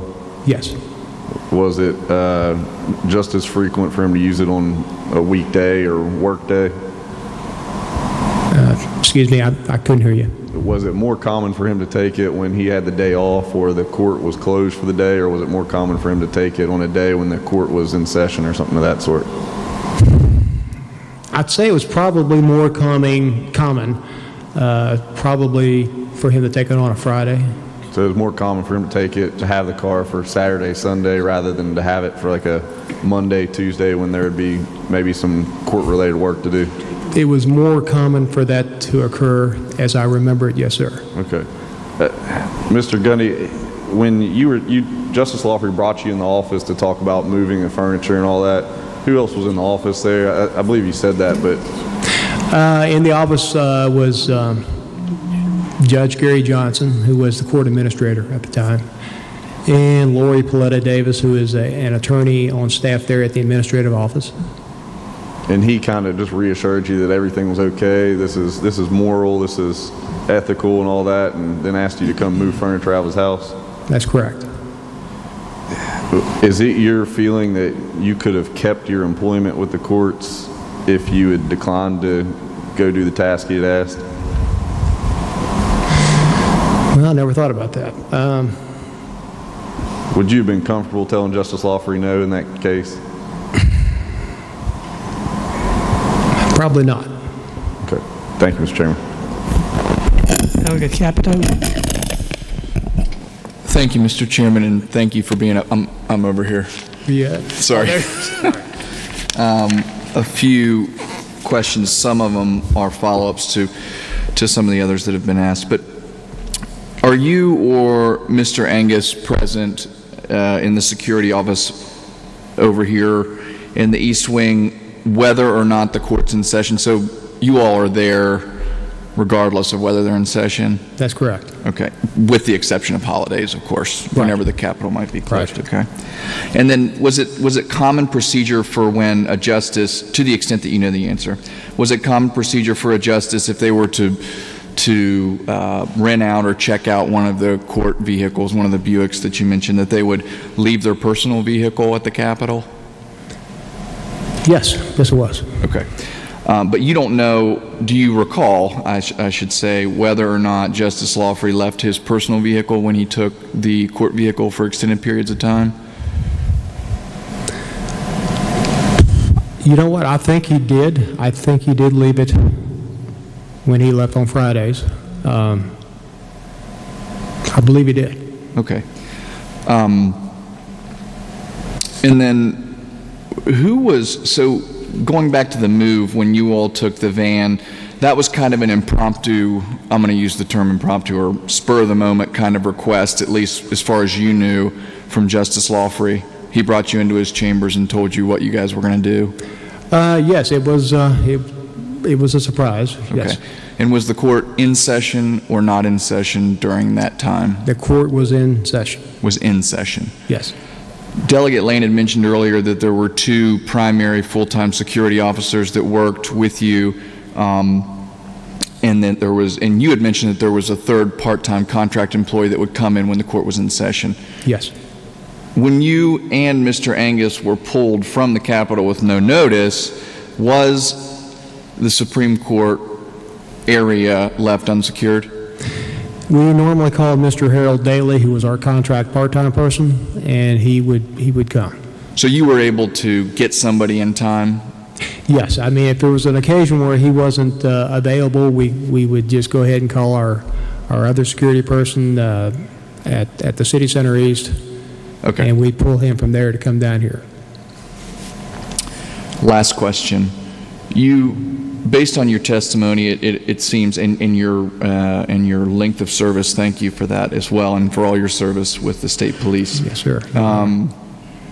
You've spent quite a bit of time with each of the justices, presumably, and the justices together. Is that an accurate statement? That's an accurate statement. Did you get the sense that there was internal strife amongst the justices? Yes, sir. Did you get the sense that any one justice thought that another justice's behavior was inappropriate? Without mentioning names, yes. That's all, Mr. Chairman. Delegate Flashauer.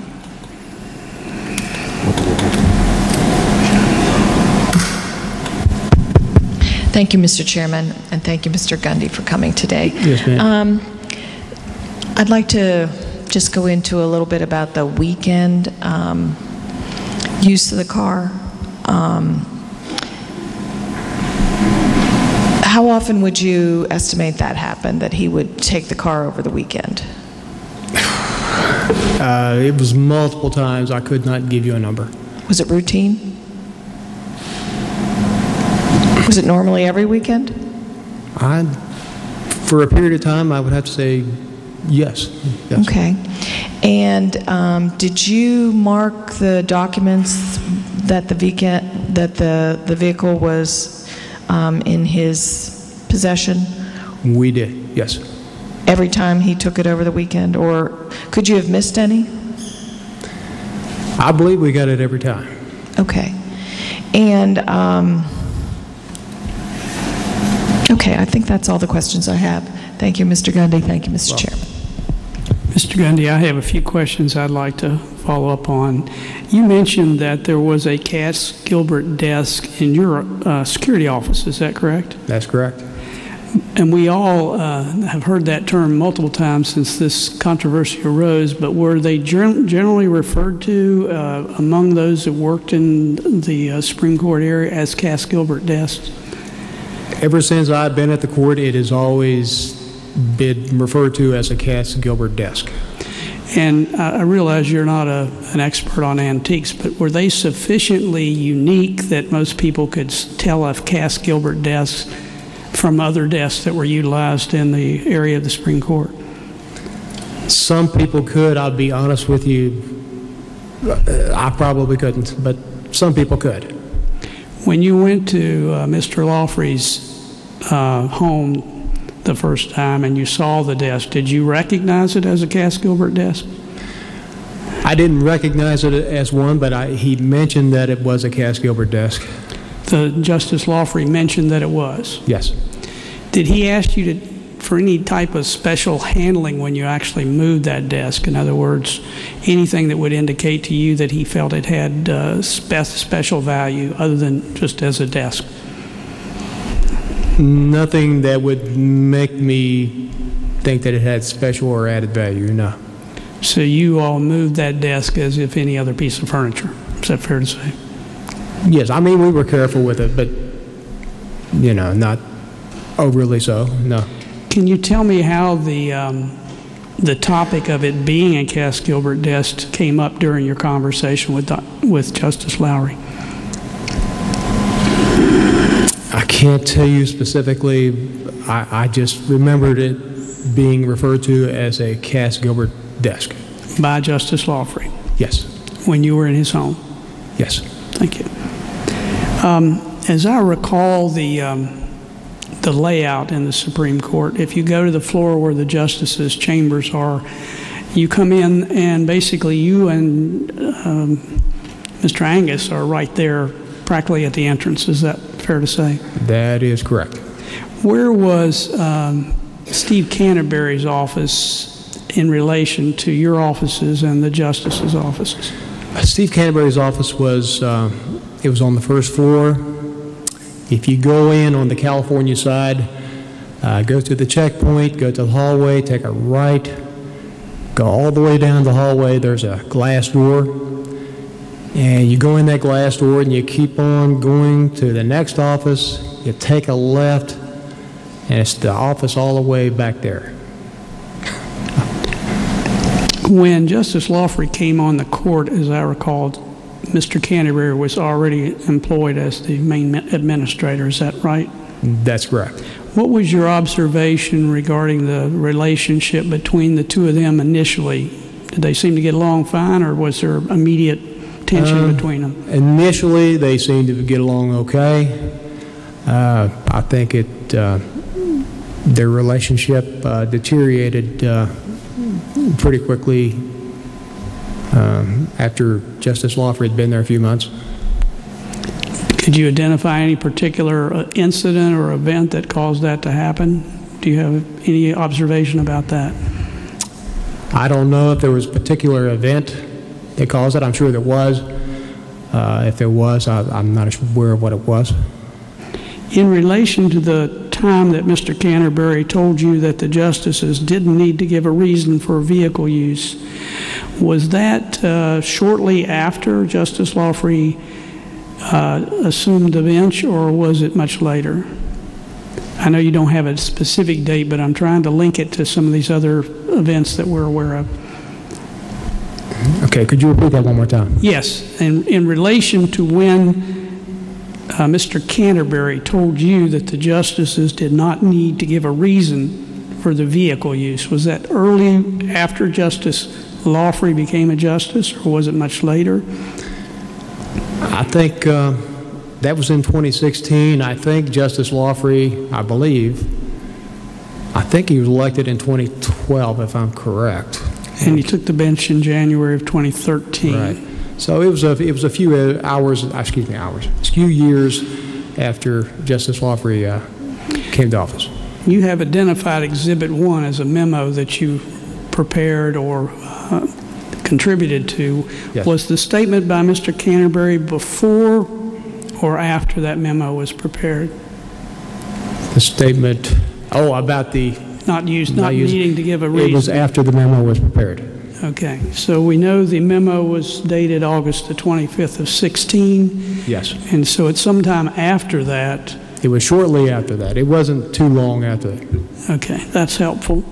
And are you aware of that, if that statement was made immediately following some meeting that all of the justices attended? Well, the meeting actually occurred prior to this memo. It may have been the same day for all I know, but it was, the meeting occurred pretty close in proximity to when this memo was prepared. And then at some time thereafter, Mr. Canterbury told you that the justices didn't need to give a reason. Yeah, it was shortly afterward. The information that we were given from the Legislative Auditor's Office indicates that sometime in the fall of 2016, Justice Lawfrey stopped using the capital vehicles. Can you relate that in time in terms of the statement that Mr. Canterbury made about providing a reason? Before or after, if you can? Like I said, Mr. Canterbury made that statement. It was very shortly after August the 25th, 2016. And in the fall, I guess is when Justice Lawfrey stopped using the vehicles and gave us the keys. I think he did that in relation to some bad press. Did he make any statement to you when he returned the keys that it would indicate why he was returning the keys? He probably did, but I can't recall what it was.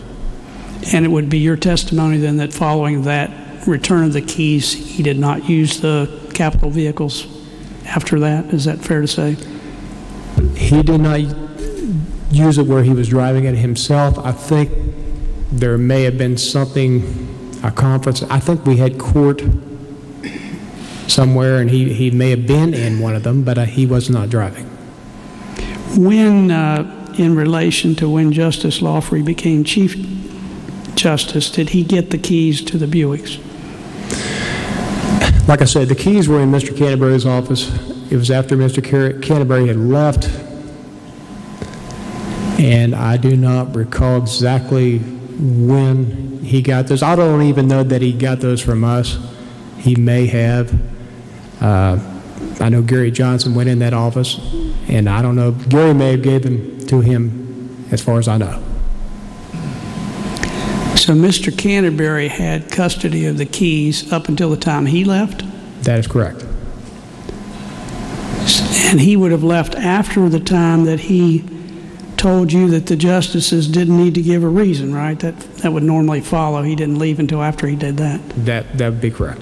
Which was close in time to August 25th of 16. But shortly after August 25th of 16, Justice Lawfrey gave you the keys back, as I understand your testimony. Is that correct? Yes. I don't know exactly when. I can't give you a date. Well, then if Mr. Canterbury was still there, did you return the keys to Mr. Canterbury? No, we kept those ourselves because we have multiple copies of the keys to the vehicles, so we kept those. And I believe Mr. Canterbury his employment was terminated in January of 17. Does that sound about right to you? Yes. Okay. And again, I may be confused on the dates as far as when he gave us the keys. I can't remember exactly when it was.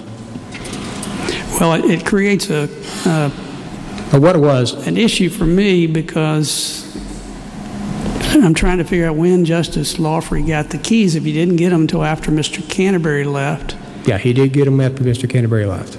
But he returned them before Mr. Canterbury left. No. That would be okay, incorrect. that's where I'm confused. That would be incorrect. If I said that, I misstated it. Mr. Canterbury left, he got the keys, and not long afterward there was some press coverage, and he gave those back to us. But I can't recall the date exactly when he gave us the keys.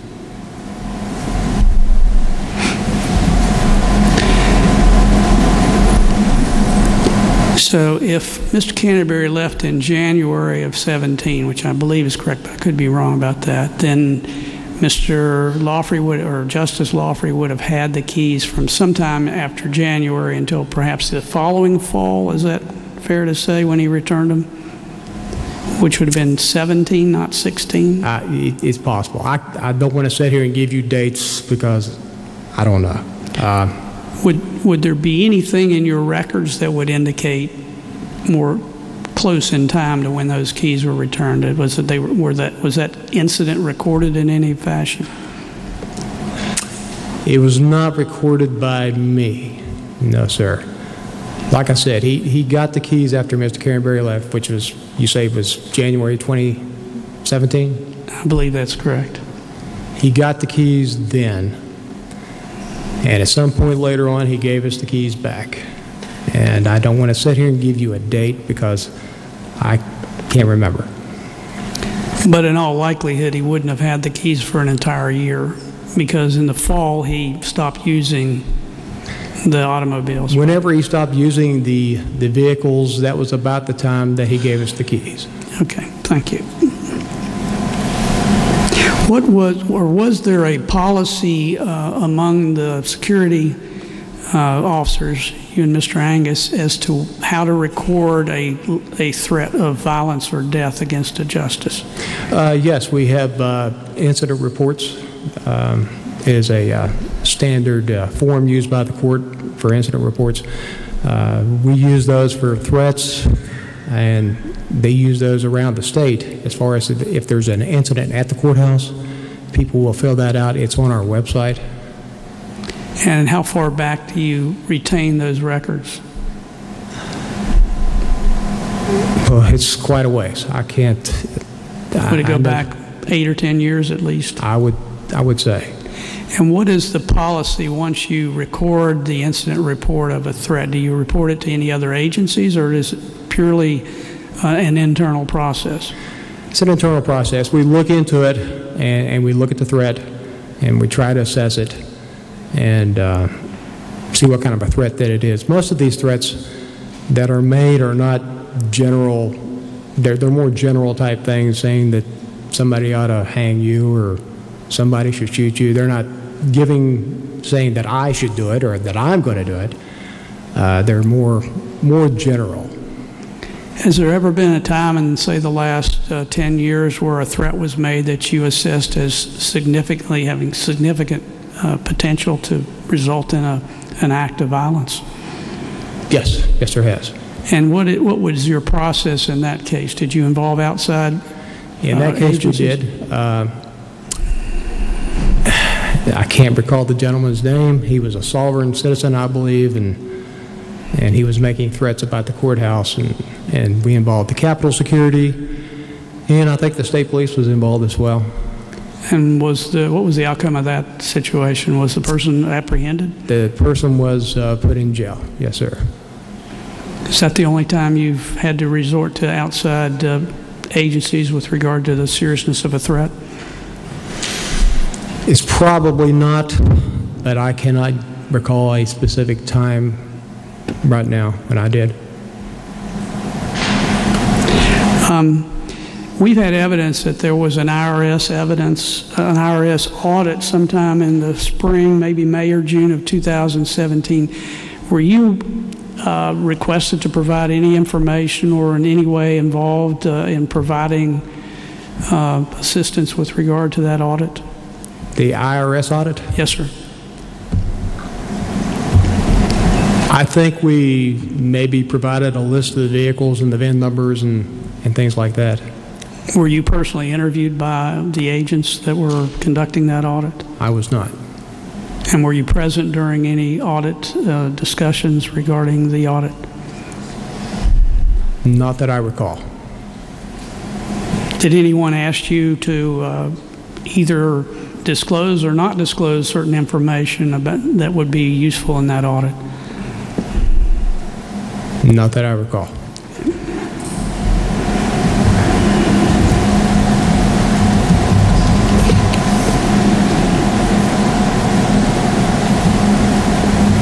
One other thing I just want to verify. I think you indicated that when you returned the couch to the warehouse, Justice Lawfrey said at that time he was going to contact the Albright family to see if they wanted it back. Is that? That is correct. Was that the only reference made to Justice Albright or his family during that period of time when you were involved with the couch? He just mentioned that it was a couch that was left there by Justice Albright. Was there any indication that he said that he had contacted him earlier and they said they didn't want the couch back, but he was going to follow up now that his use was he was completed using the couch? Anything of that sort?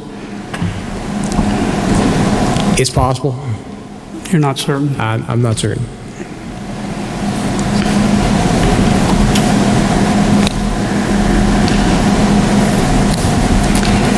I want to refer you again to Exhibit 1. I think you have it open on your desk. I do.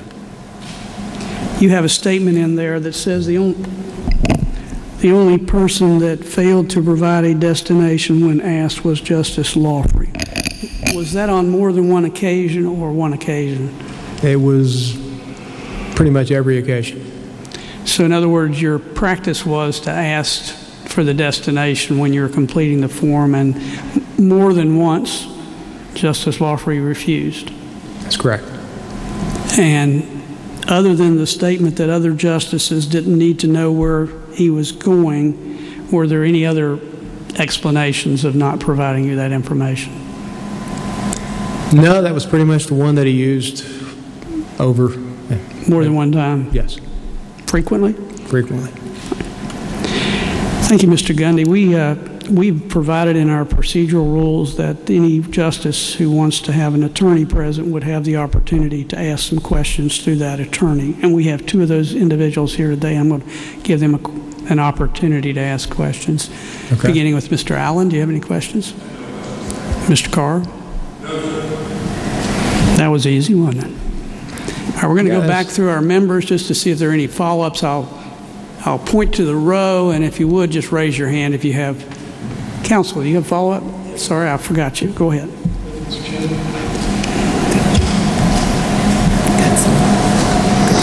Thank you, Mr. Chairman. Some of your testimony raised some questions in my mind with regard to the work environment or work culture at the court. Yes. How would you describe the environment when you first became employed at the court?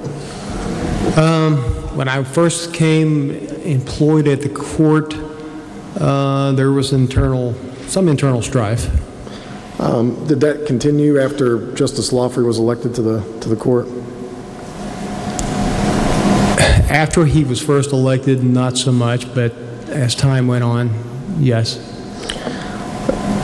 Is there a personnel manual or policy manual? Okay. There is a manual with some policies in it.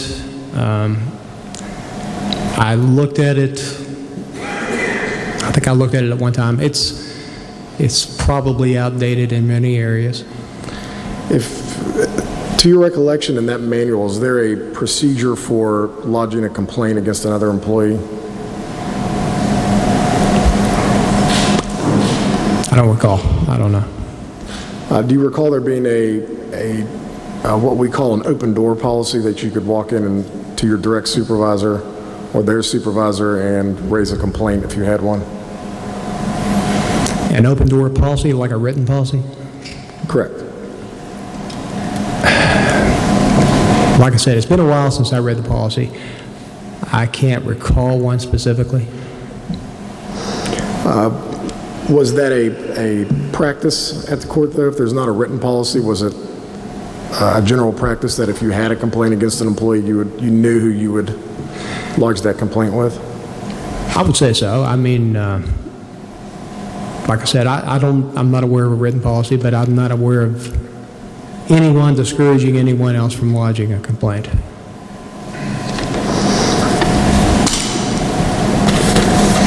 Now, with regard to Exhibit 1, the memo that you prepared in, I believe it was August of 2016. Yes. Did your relationship with Justice Lawfrey change after that memo was prepared and he saw it? Yes, he was not particularly happy about the memo. Did he say anything in particular to you or treat you in a certain way? The day after I distributed the memo, I was there, Mr. Angus was not. He did come in and say some words. I don't recall specifically what was said, but he made it clear that he was not happy about the memo. I think he tried to ask me who wrote the memo. I told him that I had wrote it, and for some reason he didn't want to accept that. And he left the room. Then for about 6 months, he pretty much would not talk to either myself or Mr. Angus, and if he saw us coming, he would pretty much turn the other way and try not to look at us and things like that. So is it fair to say that after that memo was prepared and disseminated to the court employees or whoever was going to see it, that at a minimum the work environment with regard to Justice Lawfrey made you feel uncomfortable? It was uncomfortable, yes, sir. At any time did you feel as though your job was in jeopardy as a result of preparing that memo? Mr. Angus and myself both felt that way, yes, sir. Are there any specific instances that would have made you feel that way, or was it just the reaction by Justice Lawfrey? It was just the overall behavior of Justice Lawfrey. And after Justice Lawfrey was elected within the court to become Chief Justice, did the environment at the court change after that? Yeah, there was a lot of folks who were uncomfortable and they feared for their employment. He was making changes as far as the organizational charts and things like that, and there were some people that were terminated because we have to escort them when they are.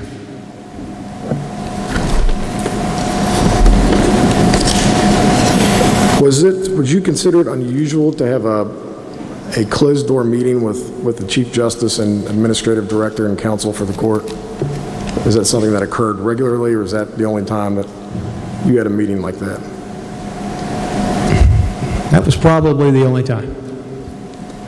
And what was your perception or feeling when you went into that meeting? When I went into it, I didn't know what to expect, really.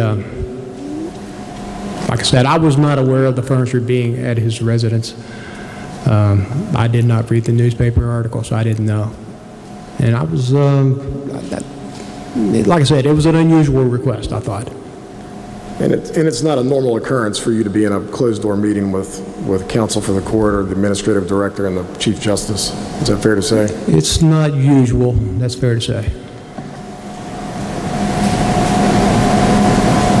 And I know you testified that I believe that Justice Lawfrey made assurances to you that what he was requesting was not illegal or unethical or improper.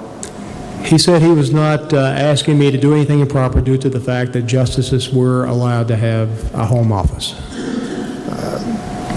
Did you take him at his word when he gave that assurance, or did you feel as though that it was improper to remove furniture from a justice's home? Well, like I said, you had the Chief Justice there, you had a former judge there, you had an attorney there, and as far as the policy is concerned, I don't read policies all the time, so I took him at his word on it. Would you may have already answered this question, but would you have felt comfortable declining his request to move the furniture from his home? Probably not. Would you have felt comfortable lodging a complaint with regard to being basically ordered to remove the furniture from his home? Probably not. Thank you again, Mr. Gundy. I think that's all I have, Chairman. Yes. Delegate Fast. Thank you, Mr. Chairman. Did Steve Canterbury, when Justice Lawfrey became Chief Justice, did Steve Canterbury have concerns for his future employment? When he first became justice, or? Chief Justice. Oh, Chief Justice. Yes, yes, he did. Okay. And when Steve Canterbury was dismissed, did he make threats? To the justices, to the court? The only thing that I heard, we stayed with Steve for a while he packed his things up. And he did make various references as far as going to the press. Okay. Were those threats? Yeah, I'd say they were threats, yes. Okay. And was he one of the ones that had to be escorted out? Yes, sir. Okay. And why did he have to be escorted out? Well, whenever someone is terminated from employment, we escort everyone out just to make sure that they don't leave anything behind. They don't take anything with them they shouldn't take. And were you involved in his escort out of the building?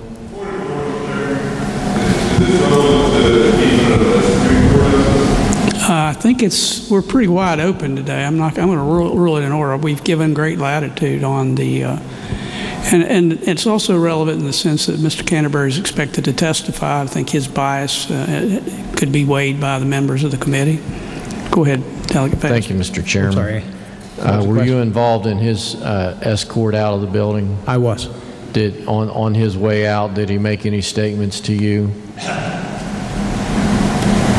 Well, we went out a couple of times, actually. He had a lot of things, and we were with him probably till about 8 o'clock at night. We went to his residence once, and we unloaded a bunch of stuff, and then we had to come back, and we loaded a bunch of stuff in his vehicle. Did he say anything to me on the way out? Is that your question? Yes. As far as threats, or? Did he say what he was going to do? Did he say that this place is out of order? Did he point out flaws in other justices or in any of the justices? Like I said, he kept referring to going to the press. He made references to that many times. One quote that I remember, he said, I don't know whether I'm just going to ride off into the sunset or whether I'm going to contact the press and tell them everything. Okay. Now, you say that you accompanied him to his home a couple of times? We accompanied him to his home one time. We had 2 vans full of his items, and we unloaded them, and we went back to his office, and we loaded his personal vehicle. And at that time, everything was gone, and he left. So you used court vans to haul items from the court to his personal home? That's correct. And what items did you haul in the court vans? It was a bunch of stuff. His personal belongings? His personal belongings. It was a lot of things that were hung on the wall, some decor and things like that. So his private property was hauled in the court vans to his personal home? That's correct. 2 trips? No, it was 1 trip with 2 vans. 1 trip, 2 van, and court personnel drove those vans? It's myself and Arthur Angus. And helped load and unload those vans? Yes. Okay. When Steve Canterbury told you that justices do not have to give a destination to use the vehicles, who was the Chief Justice at that time, if you know? I believe, to the best of my recollection, I think it was Minnis Ketchum. Okay. Thank you, Mr. Chairman. Delegate Overton, questions?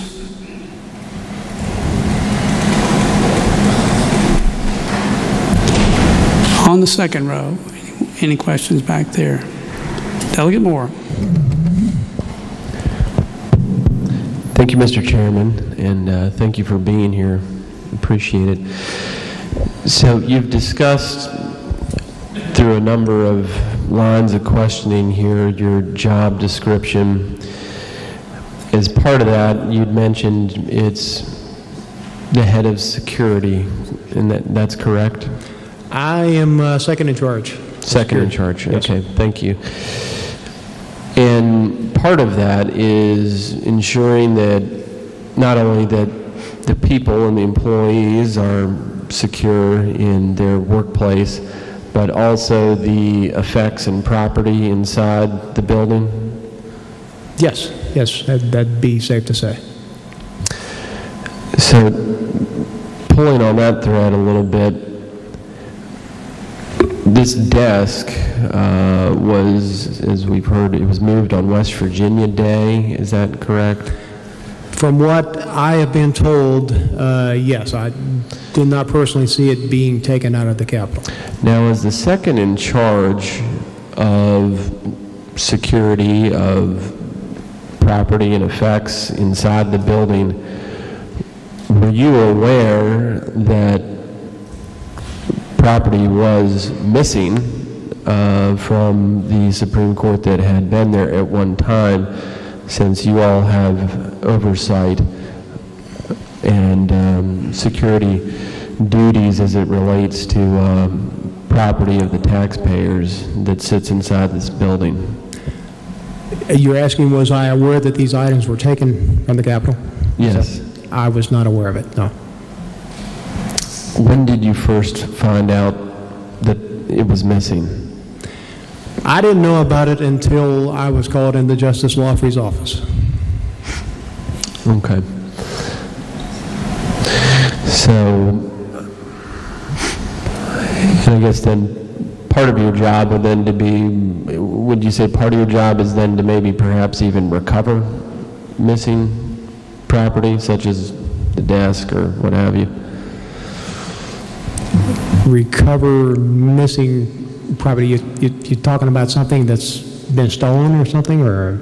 Right, there was a desk that did not belong to Justice Lawfrey in his house, which is, I'm assuming, would you define that as missing property? I guess you could define it as that, but like I said, he explained to me that it was permissible for him to have that there at the time. So there's not, is there a regiment or standard operating procedure that you all go through in terms of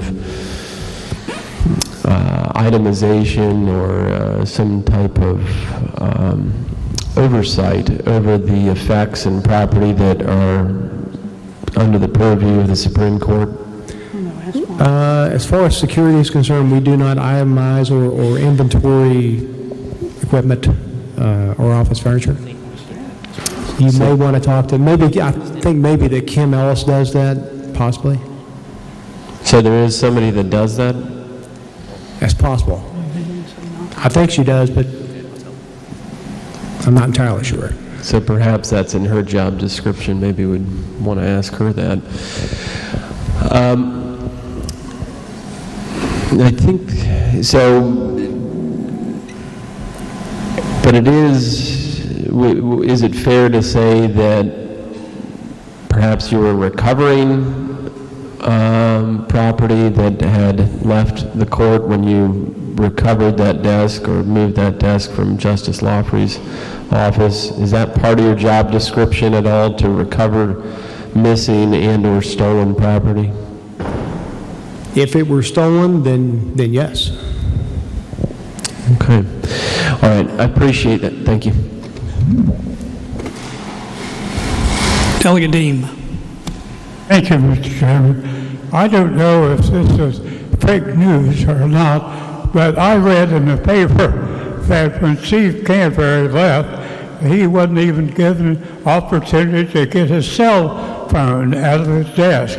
And yet you have testified that the court took a van full of items from his office and delivered to his house. Now, which is correct? We took, like I said, we were with him till probably 8 o'clock at night. So we were with him quite a while. We loaded up 2 vans and took it to his house and unloaded it. And then he loaded up his personal vehicle with his personal items before he left. So Mr. Canterbury had ample opportunity to grab whatever items that were his. Including his cell phone? Excuse me, sir? Including his cell phone? Including his cell phone, as far as I know. As far as I Well, know. that's not what I read in the paper, but thank you, Mr. Chairman.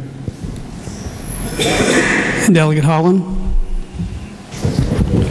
Thank you, Mr. Chairman. Just a follow-up question. Earlier you had mentioned, first let me set the course here. As you know, there's some issues with improper vehicle usage in question. Right. And you had made a statement earlier that, and correct me if I'm wrong, I believe the way I heard it was that court security would escort the justices at conferences automatically. Is that correct? Yes, I mean, they would have a judicial conference or something like that, and we would escort them. If normally we would be there.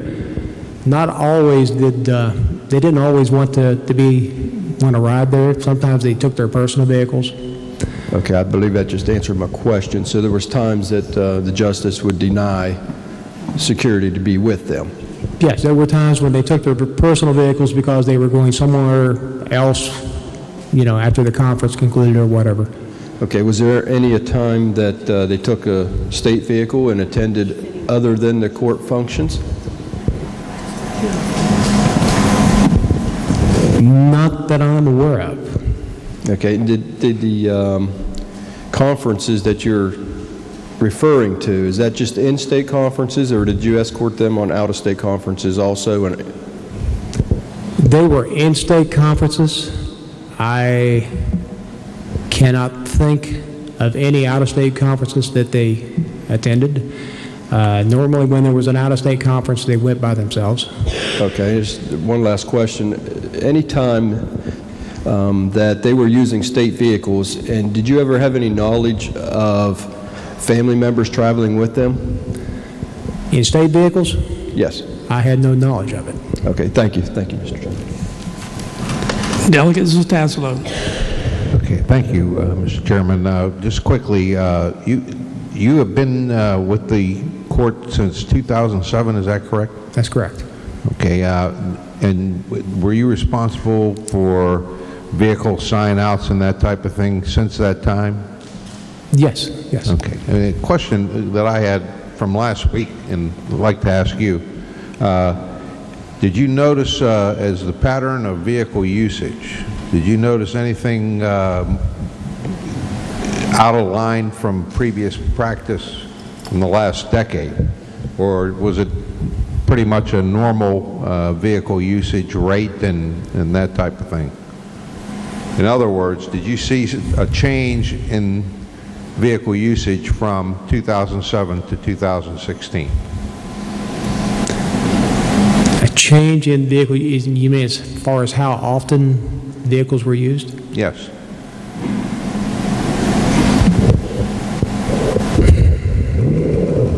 Nothing that I studied or know about.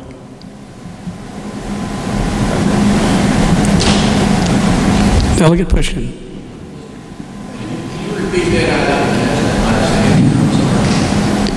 Would you repeat your answer? He asked me if, what was the question, sir?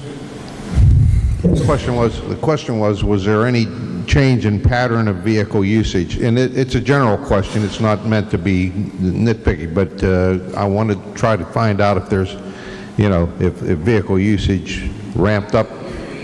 Yeah, I told him I had not studied that or observed it, not to my knowledge. Delegate Pushkin. Thank you, Mr. Chairman. Thank you again, Mr. Gundy. Sure. Let's see. You stated earlier that you were the security officer that escorted Mr. Canterbury out of the Supreme Court when he was terminated? Actually, it was myself and Arthur Angus. But you were present? I was present. I'm looking at an op-ed that was written by then Chief Justice Lawfrey, where he said, when Canterbury was terminated last January, he stood before all 5 justices and told the 3 of us who voted to fire him, "I will destroy you." Did you hear that? I was not in the room when Mr. Canterbury went inside there, so I did not hear that. Okay, but you didn't personally hear him say that? I did not hear that, no. Okay, well, in one of your roles was to escort, you said it was standard procedure to escort folks who were terminated out of the building. That's correct. When Justice Lawfrey became Chief Justice, how many employees of the court were terminated? I could not give you a number. It was multiple people. Multiple people were terminated? Yes. Now, have you been there? I mean, you've been there for 10 years or more. You've seen several, and the practice before that was every year. The term was 1 year, so you've been under quite a few chief justices. Have you ever seen that many people terminated when one became when a new chief justice was voted in? You know, I really can't say, sir. I know there was a lot more people concerned about it. There were a lot of people concerned about losing their jobs when Justice Lawfrey became Chief Justice? That's correct. So you said that might add to the atmosphere of if you were asked to do something, whether you felt it was morally correct or not, or whether you felt it was legal or not, that you said earlier that if you had refused to go to Chief Justice Lawfrey's home and move furniture for him, that you reason to believe you might not keep a job had you refused that. That would be fair to say, but if it was illegal, I would not have done it. What's that? If I thought it was illegal, I would not have done it. Okay. Well, whether it was legal, moral, whether it followed the code of judicial conduct, I mean, just there's obviously judges are held to a higher standard, so it's not just a legal standard for whether or not obviously you didn't do anything, you know, from what I've seen, you going to someone's house to move furniture would not be illegal, but yes, if it violated the code of judicial conduct and you refused, you've said that the atmosphere at the court at the time where people were fearing for their jobs. That's correct. Okay. That's correct. And I mean, was it common standard, was it a common practice for when a new Chief Justice was elected by the other justices, which happened every year up until when they changed that, was it common practice for that many people to be terminated?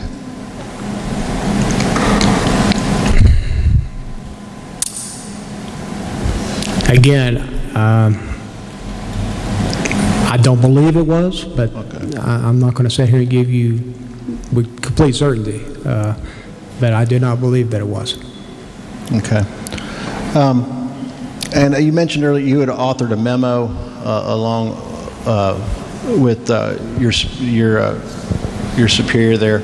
Exhibit 1, yes, sir. What's that? Exhibit number 1, right? Yeah, exhibit number 1. Yes. That memo that you authored, and you said it was a Chief Justice Lawfrey who then you said quit talking to you after you authored that memo? No, he wasn't Chief Justice at the time. He was just, you know, like any other justice. Okay, but was Justice Lawfrey, that was who yes. After he became chief, they continued for a while, but then he started talking to us again.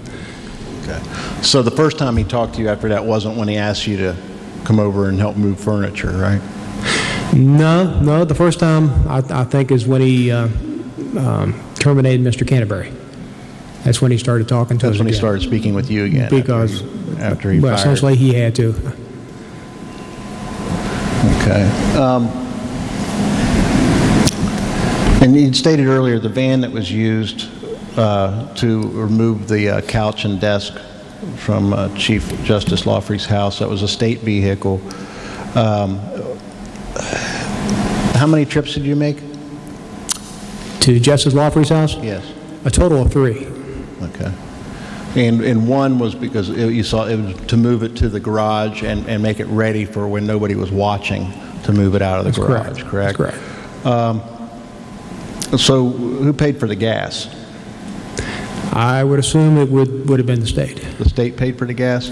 So, I mean, did he offer to pay for the gas when you were done? No, sir. Okay, now I take it you're a salaried employee? I am. Okay. Any of those days that you went there, was it on a Saturday or a Sunday? No, I believe the first time, I believe was on a Monday, And I think the second time was on a Thursday, I think.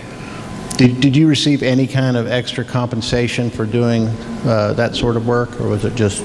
No, sir. No, sir. Okay, just a couple more questions. You are aware that Justice Lawfrey was the author of a book? Yes. Okay. In your time at the court, have you ever been asked to purchase that book? I am not. You're not. Do you know of any, have you witnessed anyone purchasing that book at the court?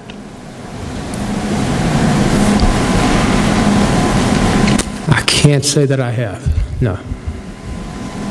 Okay. Well, thank you very much. Yes. Delegate Lane. Oh, I've been demoted. I sort of like that Justice Lane business. The vans that were used to take Mr. Canterbury's items to his home, were those court vans? They were. How many vans does the court have? I'm thinking that we have a total of 4, but I could be mistaken. And what are they normally used for?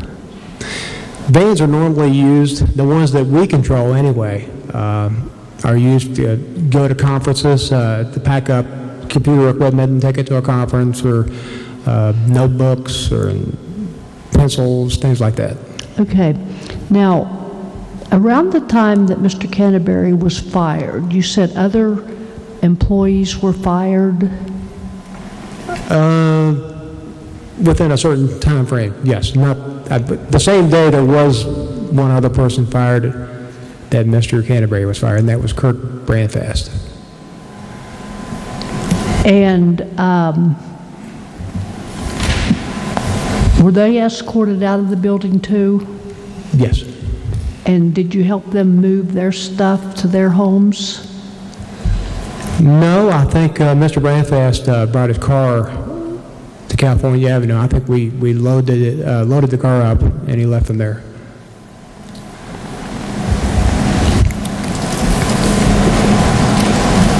Okay, that's all I have. Delegate Miller.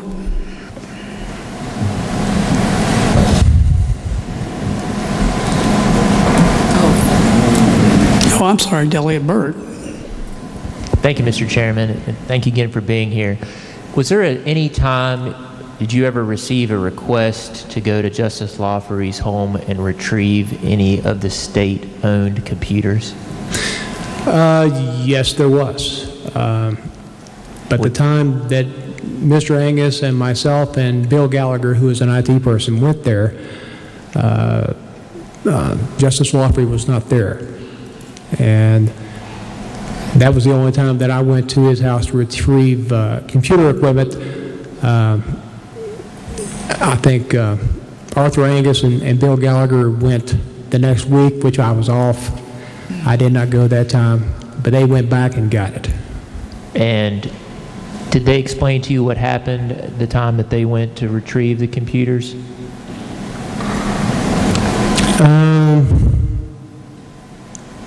They probably did, but I can't recall what it was. Okay. Do you know if they went and retrieved more than one computer or attempted to retrieve more than one computer? I believe Mr. Gallagher had a list of everything that needed to be retrieved, and I think that's what they tried to retrieve. I do not recall how many computers were on there. And when you say the word tried, did you receive word that there was a refusal to turn over some of the state-owned equipment? No, Justice Lawfrey was out of town. We called him on his cell phone. He was out of town. And I think Arthur told him that they could meet him on Monday, and they'd pick it up Monday.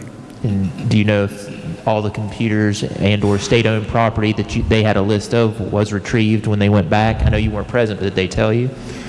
I believe that there was one computer that they didn't get, I believe.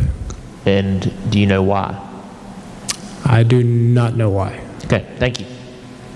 With my apologies, I skipped that whole second row. Do either of the other two delegates have questions? Now, Delegate Miller, questions? Thank you, Mr. Chairman. First, thanks for your service, 22 years serving the state as a trooper. We really appreciate that. Yes, sir. During your characterization of multiple people being terminated over a certain period of time,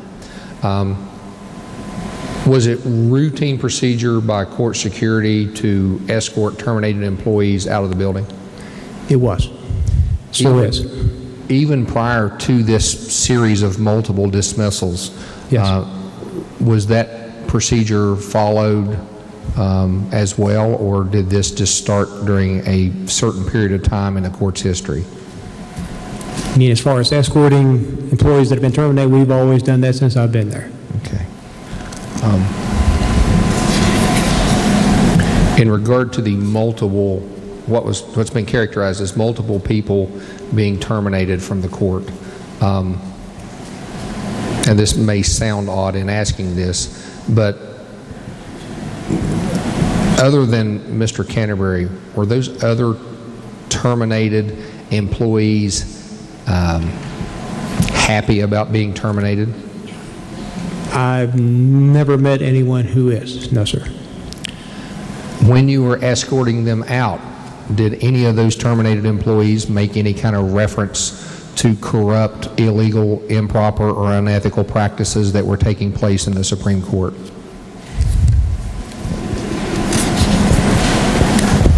If you recall. I do not recall anyone saying that. The only specific thing that I remember is, like I said, Mr. Canterbury was threatening to go to the press.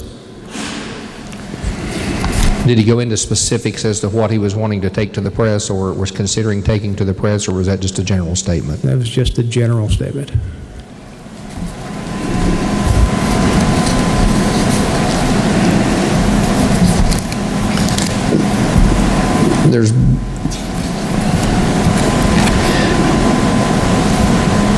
I think you testified that a certain period of time that the work relationship between Justice Lawfrey and Mr. Canterbury went sour. Is that a good way to characterize that? I would say so. That's accurate. That in connection with some of the dismissals, in your opinion, and this is calling for an opinion, do you get the general feeling of any kind of consideration or assumption of political alliance or personal alliance, where that some of the individuals being terminated were at least perceived to be in some type of alliance or friendship with Mr. Canterbury, which could have sent them down that path? Never really thought of it in that terms. I did not get that impression, no. Did any of them make any comments relative to that?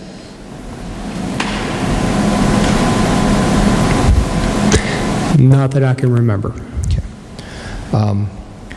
If a justice or other court personnel comes into their offices in the Capitol complex on the weekends, holidays, or after hours, would you be aware of that? I could find out just by their access card. But unless a report was made, you wouldn't have a reason to look for that? No, I would not. And finally, in characterizing some of the, I think you discussed the current work environment, the thought process of employees, et cetera, with all of the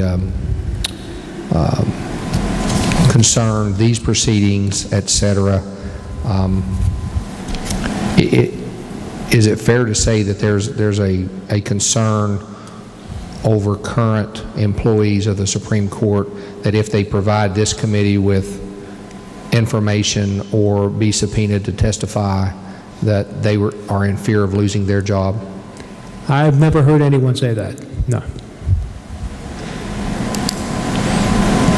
Thank you. Thank you, Mr. Chairman. Sir. Delegate Canestraro. Thank you, Mr. Chairman.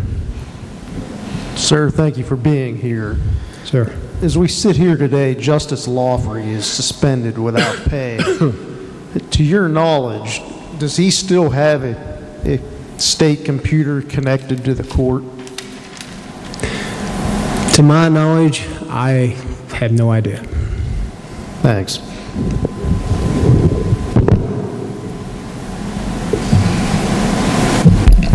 Devin Flashhour, follow-up.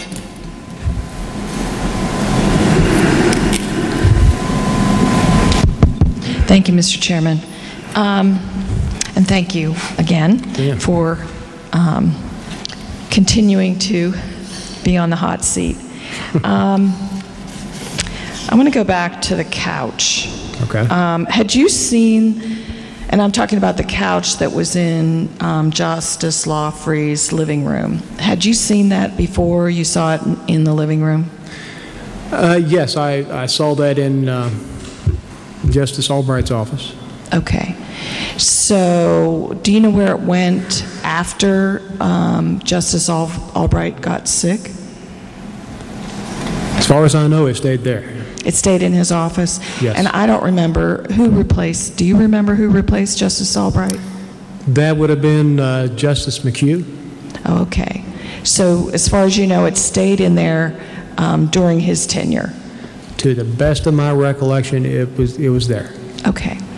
And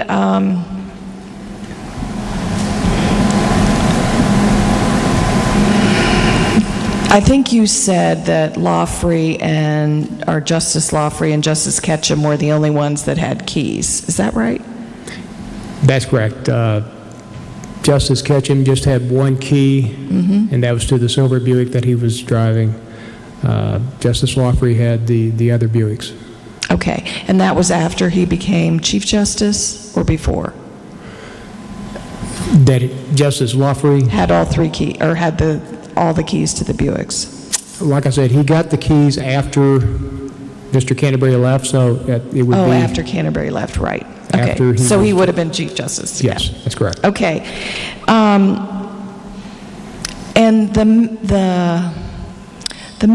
when you were told by Mr. Canterbury that justices did not have to give a reason or give a destination for their travel, did any of the other justices continue to give destinations and reasons for their travel?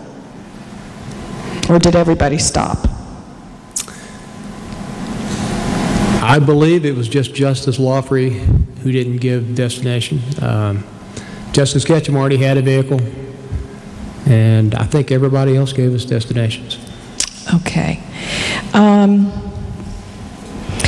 You mentioned that Justice Lawfrey stopped speaking to you after you wrote the memo. That's correct. How long of a period of time was that, if you would estimate? Was that until you retired? I'm sorry. You wrote the memo, and I think that's Exhibit 1, and the August date... the 25th, yes. The date of that was August 25th, 2016, and I forget when you retired. I retired from the state police? No, from the Supreme Court. I did not retire from the... Oh, you're still there now? That's the reason I'm here, yeah. Oh, okay. I guess I'm confused. Thank you for straightening me out about that. All right. Okay. So, did he ever start talking to you again? After he became chief, on the day that Mr. Canterbury was terminated, he started talking to us again, yes. To you and Mr. Angus? To me and Mr. Angus. Okay. Had any of the other justices stopped talking to you, ever? No. And did Justice Lawfrey stop talking to anyone else that you're aware of at the court? Not that I'm aware of. He didn't stop, you don't know of any other employee besides you or Mr. Angus? Or any other justice? No, not that I'm aware of. Okay. I think it's probably fair to say that for most of us, when we work someplace and we do something like moving furniture, we would have to take time off, personal leave, vacation, or something like that. Would you agree that that's a general rule when you work for the state or any kind of government, or even private industry? If it's a personal move of your furniture, I would say yes. Okay. So did you become aware, or I guess you didn't, you assumed that everything that you were doing was court business when you made the move? I did. Okay.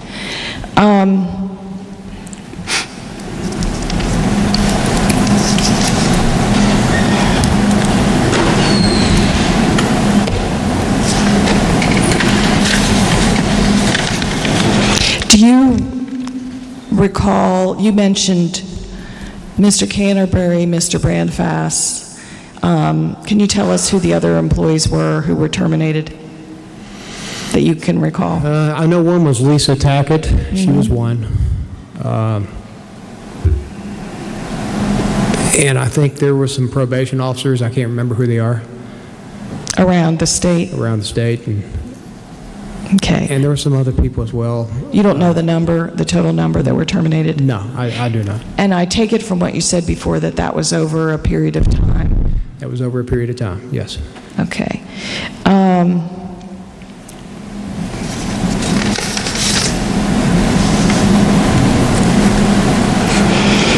I think that's all I have. Thank you, Mr. Gundy, and thank you, Mr. Chair. Mr. Gundy, after Mr. Canterbury left, was there any change in your all's, and I say your all's, your department's process in logging in reservations for the vehicles? Yes, we chose to put ourselves under the fleet management, and we've gotten their gas cards. When did that take place? It's happening now. We got their gas cards probably last week, I think. What I'm interested in, Mr. Canterbury apparently left around January of 2017, and that's when Justice Lawfrey got the keys to the Buicks, correct? He got Mr. Canterbury's keys, yes. From that time until you went over to fleet management, did your process or procedure change with regard to how you logged in the reservation for those vehicles? Yeah, we started to log the mileage for the vehicles. And how long did that continue roughly before you went to the fleet management process? Has that been just recent? We've been going in that direction. It's taken a little while to implement it. We had to get trained on it and all these other things, get the gas cards. We're still pretty much implementing it. We're closer than we were. We got PIN numbers for every employee now. I think we're pretty much there, but it took some time to transfer over.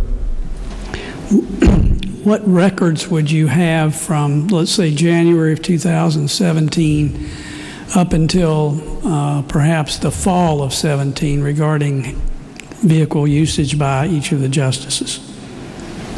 We would probably still have the same record that we had before. The reason I ask that question, when we get the audit report from the legislative auditors, there's a statement in that report at page 7 that says, after September 16th, 2016, Justice Lawfrey no longer frequently appears as reserving a vehicle in the reservation system. So apparently the records from September 16 of 2016 until some future date does not reflect any usage by Justice Lawfrey. And when we look at the second audit report, we see that it appears that Director Canterbury was still employed as late as December 4th of 16 based on the rental car use. So I'm assuming that July date of 17 is correct when he left. And what I'm trying to figure out is there any record of Justice Lawfrey's usage of those vehicles after he obtained the keys in January of 2017? And that's a long question. Did you understand my question? I think. You're asking basically if there's a record of after January 17th when he got the keys, Yes, sir. if there's a record of him using the vehicles. If it's not in those computer-generated application that we had, if it's not in there, then I would say no. And I guess what I'm trying to verify is your testimony was after Justice Lawfrey had access or had possession of the keys, he would frequently take the vehicle home on weekends, and that was a regular occurrence. And what I'm trying to determine is, we were looking in your records, could we verify that? If it's not in the records, then no. But would it have been your practice if you knew he was taking the vehicles home on a weekend not to record that? Would it have been your practice to record that? If we knew that he was taking it home, then it would be our practice to record that. I know there was a point in time, like I said, Mr. Canterbury told us that they did not have to say where they had to go when they got a vehicle. But isn't there a difference between saying where you had to go and saying that you're taking the car? Yes.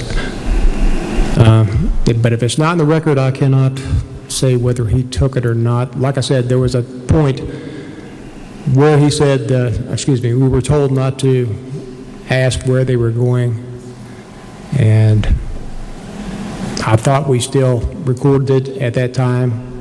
I could be wrong. But your office would still have those records from 2017, would they not? Yes, we have those. At least until you get converted to the fleet management process. Yes, actually, we even though we're going to fleet management, we still have that computer program that we're using. So we should still have it. And I assume the vehicles are still owned by the court? Yes. And that hasn't changed, just the process of implementing the controls of the fleet management system? It's just the process. Thank you. One other area I'd like to get into, as part of the information that the Legislative Auditor's Office developed, was a reference to I think it's been sometimes referred to as a spend down, but in 2012 the court had accumulated about $29 million, I'll call it a surplus or a slush fund, over and above their budget amount, and that dropped to less than $400,000 in a period of 4 years. Did you notice any acceleration in the pace of, say, renovations in any of the courtrooms or the justices' chambers during that period of time over what you had witnessed in the years since you were there in 2007? Okay, what was the time frame again? I'm sorry. It would be 2012, 5 years after you got there, Right. until about 2016 or so. Was there acceleration in the... Yes, sir. Yeah, I would say so. Was it significant? Did you notice a major acceleration? There was a lot of work being done. The conference room was updated. I know there was a drop ceiling in chambers when you first came in, and they took it out and put a better ceiling in there, a carpet runner down, and the justices' offices were renovated. Did you overhear, or did anyone tell you that they were making a concerted effort to try to spend down some of this surplus? I never heard anyone say that. No. Anything to that effect that would lead you to that conclusion, that there was some effort to basically spend that money down? No, sir. All right. I believe I passed over Delegate Overington, so let me give you an opportunity if you have a question, and then we'll move on to counsel. Thank you, Mr. Chairman. To follow up on when a justice took the car home for a weekend, would somebody drop them off, or would they leave their car, their personal car, in a court facility? Normally, they would leave their car, but Justice Lawfrey he doesn't live that far from the Capitol. I'd say he could probably get a ride fairly easily to come over to get his personal car if he wanted to. The other question I had dealt with the termination and Steve Canterbury being escorted out of the court. Yes. When he made those statements, the threat or the statement that he was going to the press, he was not specific in any way about what he meant by that? He was not specific, no. Were you the only one that was present? Were the others present that heard? Mr. Angus was in the room as well. Were any of the justices at all present when you were? No, no. It was just me and Mr. Angus with Mr. Canterbury.